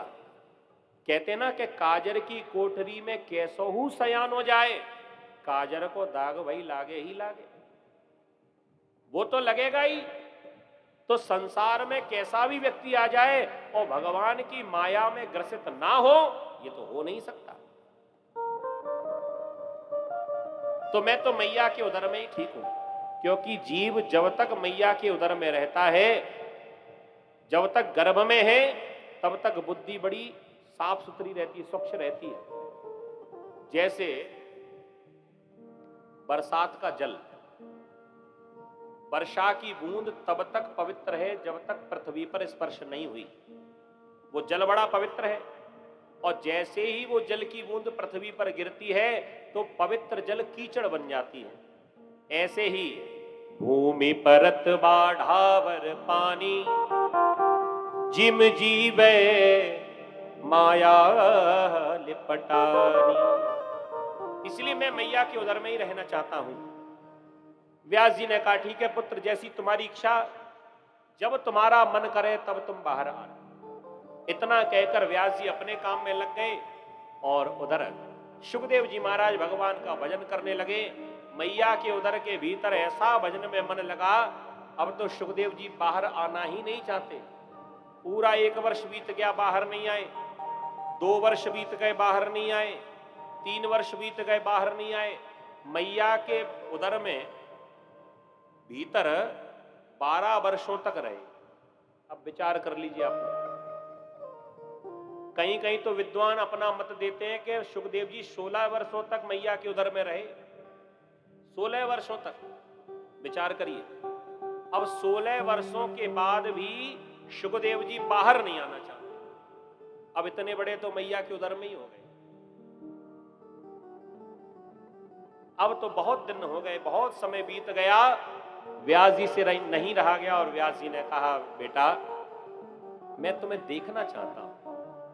बहुत समय हो गया, एक बार बाहर तो आओ, एक बार अपना दर्शन तो कराओ, जरा मैं भी तो देखूं कि भगवान का वो भक्त है कैसा। भीतर से आवाज आई, पिताजी मैं बाहर नहीं आऊंगा, मैंने पहले ही कहा। कह दिया किस बात की चिंता है? कह दिया संसार की माया, वो प्रभु की माया कहीं हमें भटका ना दे। व्यास जी कहने लगे उस बात की चिंता मत करो, मैं तुम्हें वचन देता हूं, संसार की माया तुम्हें हैरान नहीं करेगी। सुखदेव जी ने कहा आपकी बात का भरोसा नहीं। तो स्वयं भगवान प्रकट हो जाए और भगवान आकर कहें इसी बात को कि मेरी माया तुम्हें परेशान नहीं करेगी, तो हो सकता है कि मैं बाहर आ जाऊं। व्यास जी समझ गए कि ऐसे तो नहीं आएगा, तो भगवान को प्रकट करना ही पड़ेगा। तो आज व्यास जी महाराज ने साक्षात भगवान नारायण को वहां पर प्रकट कर लिया। बोली नारायण भगवान की। भगवान प्रकट हुए और भगवान ने कहा बेटा सुखदेव, मैं वचन देता हूं, मेरी माया तुमको हैरान नहीं करेगी, परेशान नहीं करेगी, तुम बाहर आओ। इधर भगवान अंतर्ध्यान हुए और उधर श्री सुखदेव जी महाराज मैया के उधर से बाहर प्रकट हुए। बोलिए सुखदेव जी महाराज की। सुखदेव जी महाराज बाहर आए। अब आ जाए, ये चर्चा थी कौश की संहिता की। अब सीधे पहुंचो भागवत में, जहां पर हम लोग कथा सुन रहे थे। जो ही सुखदेव जी महाराज प्रकट हुए, भगवान अंतर्ध्यान हुए और उधर सुखदेव जी ने दौड़ लगाना शुरू कर दी। आगे आगे सुखदेव जी, पीछे पीछे व्यास जी, और दौड़कर रोक रहे बेटा। यम प्रव्रजन्तु मनपेतमपेत कृत्यम द्वये पायनो विरह कातर्वा जुहावा पुत्रेति तन्मयतया तरवो विनेन्दु स्तम सर्वभूतहृदयं मुनिमानतोऽस्मि। पीछे पीछे दौड़ रहे हैं और व्यास जी महाराज जब अपने पुत्र को रोक नहीं पाए, सुखदेव जी जंगल में जाकर प्रेम से तपस्या करने के लिए बैठ गए। और व्यास जी महाराज को वृक्षों से अद्भुत ज्ञान प्राप्त हुआ। जो वृक्ष जंगल में खड़े हुए थे, जिस रास्ते से सुखदेव जी महाराज गए, उन वृक्षों से आवाज आने लगी। वो वृक्ष कहने लगे व्यास जी, वैसे तो आप बड़े विद्वान हो, लेकिन संसारियों की तरह रोना धोना आपको शोभा नहीं देता, क्यों रोते हो? व्यास जी ने कहा तुम्हें दिखाई नहीं पड़ता, मेरा बेटा अभी मुझे छोड़कर गया। अरे जिसने अपना घर ही छोड़ दिया हो, उस पिता के ऊपर क्या बीतेगी ये तुम्हें कैसे पता चलेगा? व्यास जी महाराज के इस बात को सुनकर वृक्षों ने उत्तर दिया, अरे व्यास जी कैसी बात करते हो? पुत्र का वियोग क्या होता है ये हम वृक्षों से बढ़कर कोई नहीं जान सकता, क्योंकि हम रोज अपने पुत्रों को खोते हैं। ये संसार वाले आते हैं, हमसे हमारे पुत्रों को छीन कर ले जाते हैं, और ऐसे भी संसार वाले आते हैं जो हम में पत्थर मारते हैं। फल अगर किसी वृक्ष में लगे हों तो देखने वाले का मन ललचा जाता है, और जब मन में लालच आ जाए तो उठा के पत्थर वो दे मारा, पत्थर लगा और फल नीचे गिरा, उस फल को प्राप्त करके बड़े प्रसन्न होते हैं। लेकिन कभी ये सोचा है कि जिसका पुत्र बिछड़ गया उस वृक्ष को कितना कष्ट होगा? तो पुत्र का वियोग क्या होता है वो तो हमसे बढ़िया और कोई नहीं जान सकता। लेकिन एक बात हम आपको बताना चाहते हैं, जैसे हमने अपने मन को समझा लिया, हमारे जो पुत्र हैं उनका जन्म ही संसार के लिए हुआ है, ऐसे आप भी अपने मन को समझा लीजिए। जिसको तुम अपना बेटा समझ रहे हो वो बेटा तो है तुम्हारा, लेकिन उसका अवतार आपके लिए नहीं हुआ, उसका अवतार तो संसार का कल्याण करने के लिए हुआ है। इसलिए रोना धोना बंद करो और जाकर भगवान का भजन करो। व्यास जी महाराज वापस अपने आश्रम में लौट कर आए। मन बड़ा खिन्न था। जब बैठे हुए उदास, पीछे से कानों में आवाज आई, नारायण नारायण। नारद जी महाराज आए और नारद जी ने आकर व्यास जी का असंतोष दूर किया। व्यास जी ने नारद जी से पूछा, महाराज एक बात बताइए, मैंने इतनी सारी ग्रंथों की रचना की, 4 वेदों की रचना करी, 6 शास्त्रों की रचना करी, इनके बाद में पंचम वेद महाभारत का भी निर्माण किया। इतने सारे काम करने के बाद भी मेरे मन में अभी भी शांति नहीं आई। महाराज ये मन में शांति कब आएगी? नारद जी ने मुस्कुराकर अपने पूर्व जन्म की कथा को सुनाया और कहा कि हे व्यास जी, जीव जीवन में कितनी भी तरक्की कर ले, चाहे कितना धन कमा ले, चाहे कितने बड़े पद पर पहुंच जाए, लेकिन जब तक भगवान का भजन नहीं करेगा, जब तक जीवन में पुण्य नहीं करेगा, जब तक दूसरे की सहायता नहीं करेगा, तब तक मन में शांति आने वाली नहीं। इसलिए संसार का कल्याण करने के लिए अब की बार एक ऐसा ग्रंथ लिखो, ऐसा पुराण की रचना करो जिसमें भगवान के सुंदर चरित्र गाए गए। 4 श्लोक थे, वो 4 श्लोक नारद जी ने सुना दिए, जिसको कहते चतुश्लोकी भागवत। वो चतुश्लोकी भागवत ब्रह्मा जी ने नारद जी को सुनाए थे और नारद जी ने व्यास जी को सुना दिए, और व्यास जी महाराज ने अपने बुद्धि के बल पर उन 4 श्लोकों का विस्तार कर दिया और 18,000 श्लोक बनाकर तैयार कर दिए। और जिस दिन ये 18,000 श्लोक लिखकर तैयार हुए, एक बड़ा सा ग्रंथ बन गया जिसका नाम है श्रीमद् भागवत महापुराण, जिसकी कथा हम लोग सुन रहे हैं। बोलिए श्रीमद् भागवत महापुराण की जय। भागवत महापुराण की कथा का गायन कौन करेगा? अब लेखन तो कर दिया, लेकिन इसे सुनाएगा कौन? कह दिया सुनाएगा तो मेरा बेटा शुकदेव, लेकिन शुकदेव तो घर वापस आता नहीं, उसे हम ये पढ़ाएं कैसे? तो व्यास जी महाराज ने एक तरकीब निकाली। व्यास जी महाराज ने अपने एक चेला को बुलाया और चेला को एक श्लोक रटा दिया भागवत का, और कहा कि जहां मेरा बेटा शुकदेव तपस्या कर रहा है, वहां एकांत में जाकर बड़े स्वर के साथ में इस श्लोक का गायन करना, और ध्यान रखना एक ही सुनाना। इसके आगे की सुनने की इच्छा हो तो मेरे पास लेकर आना, तो कम से कम इसी लालच के मारे घर वापस तो आ जाएगा।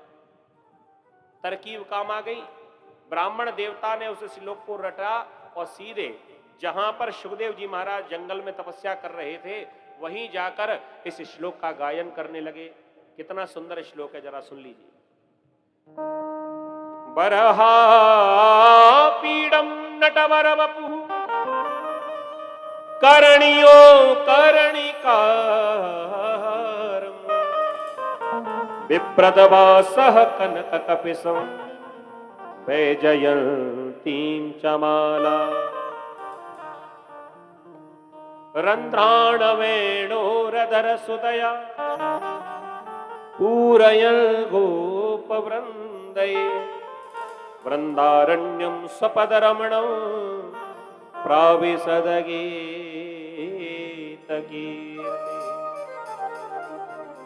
जैसे ही श्लोक सुनाया, शुकदेव जी महाराज का हृदय गदगद हो गया। शुकदेव जी महाराज तुरंत ही खड़े हुए और ब्राह्मण देवता से पूछने लगे, भैया बड़ी अच्छी कथा सुनाई, बड़ा अच्छा श्लोक सुनाया, जरा इसके आगे भी तो बताओ। भगवान इतने सुंदर हैं ये तो समझ लिया, बरहा पीडम नटवर वपु, भगवान बड़े सुंदर हैं, नटस्य वटस्य वपु, लेकिन ये तो बताओ जो व्यक्ति ज्यादा सुंदर हो जाता है वो अभिमानी तो नहीं है? कह दिया नहीं, अभिमानी तो बिल्कुल नहीं है, सबके ऊपर कृपा करने वाले। तो इसके आगे की कथा सुनाओ। कह दिया हमें तो केवल इतनी ही आती है, इसके आगे की कथा यदि सुननी है तो हमारे गुरुजी के पास चलो। कह दिया तुम्हारे गुरुजी कहाँ रहते हैं? कह दिया पास में ही रहते हैं, चलो। आगे आगे ब्राह्मण देवता, पीछे पीछे शुकदेव जी महाराज, चलो गुरुजी के पास कथा सुनने। घुमा फिरा कर सीधे उसी घर में ले जाकर खड़ा कर दिया जहां से शुकदेव जी भाग कर गए थे।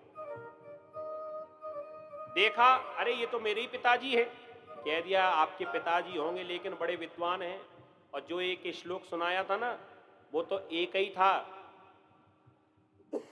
हमारे गुरुजी के पास तो ऐसे 18,000 श्लोक तैयार है, आप सुन लीजिए एक बार। जाकर अपने पिताजी को प्रणाम किया आसन डालकर बैठ गए और व्यास जी महाराज ने भागवत की कथा सुनाना आरंभ करी और पूरा ज्ञान अपने पुत्र सुखदेव जी को भागवत का कराया और वही भागवत की कथा सुखदेव जी ने परीक्षित जी को सुनाई, जिससे परीक्षित जी का उद्धार हो गया। बोलिए श्रीमद् भागवत महापुराण की।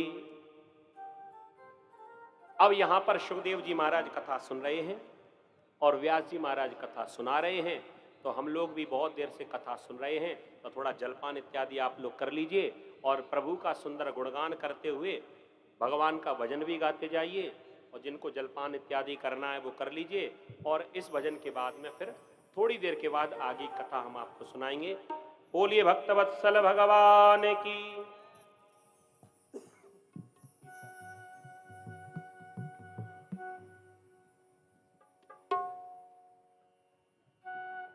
बड़े भाव के साथ गाएंगे।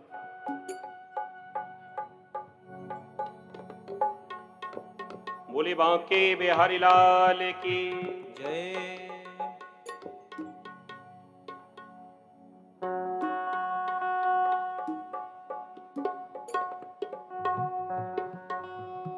ओ खाली पिंजरा पड़ा रह जाएगा कि खाली पिंजरा पड़ा रह जाएगा जब हंसा अकेला उड़ जाएगा, जब हंसा अकेला उड़ जाएगा, जब हंसा अकेला उड़ जाएगा, जब हंसा अकेला उड़ जाएगा, खाली पिंजरा पड़ा रह जाएगा, खाली पिंजरा पड़ा रह जाएगा, जब हंसा अकेला उड़ जाएगा, जब हंसा अकेला उड़ जाएगा।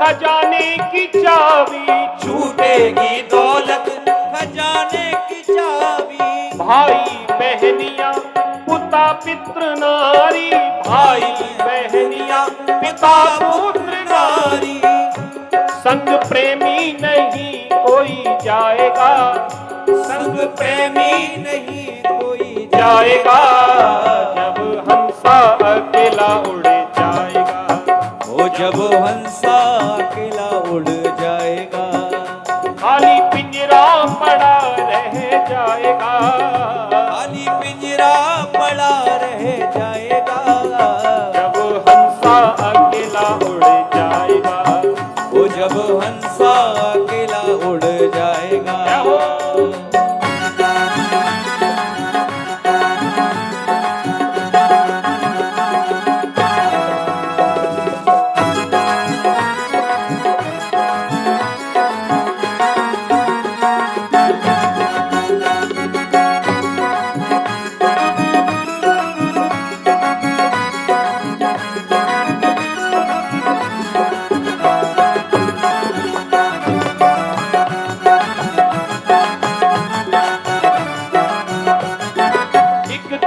तुझे जग से जाना पड़ेगा, एक दिन तुम्हें जग से जाना पड़ेगा, एक दिन तुझे जग से जाना पड़ेगा, एक दिन तुम्हें जग से जाना पड़ेगा, कर्मों की गठरी उठाना पड़ेगा, कर्मों की गठरी को उठाना पड़ेगा, फिर समझ समझ पछताएगा, फिर समझ समझ पछताएगा, जब हंसा अकेला उड़ जाएगा, जब हंसा अकेला उड़ जाएगा, खाली पिंजरा पड़ा रह जाएगा, खाली पिंजरा पड़ा रह जाएगा,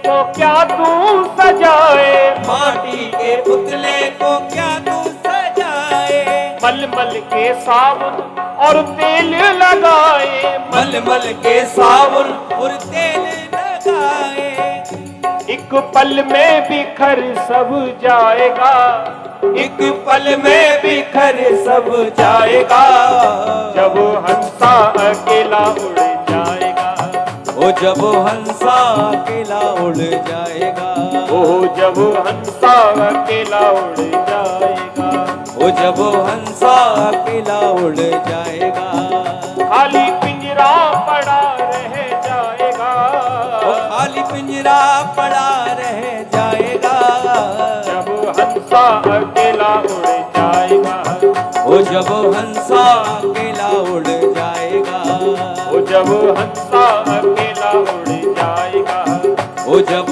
हंसा अकेला उड़ जाएगा, जब हंसा अकेला उड़ जाएगा, ओ जब हंसा अकेला उड़ जाएगा। बोली वृंदावन बिहारी लाल की, जय सिद्ध बाबा की जय, जय श्री राम। राधे।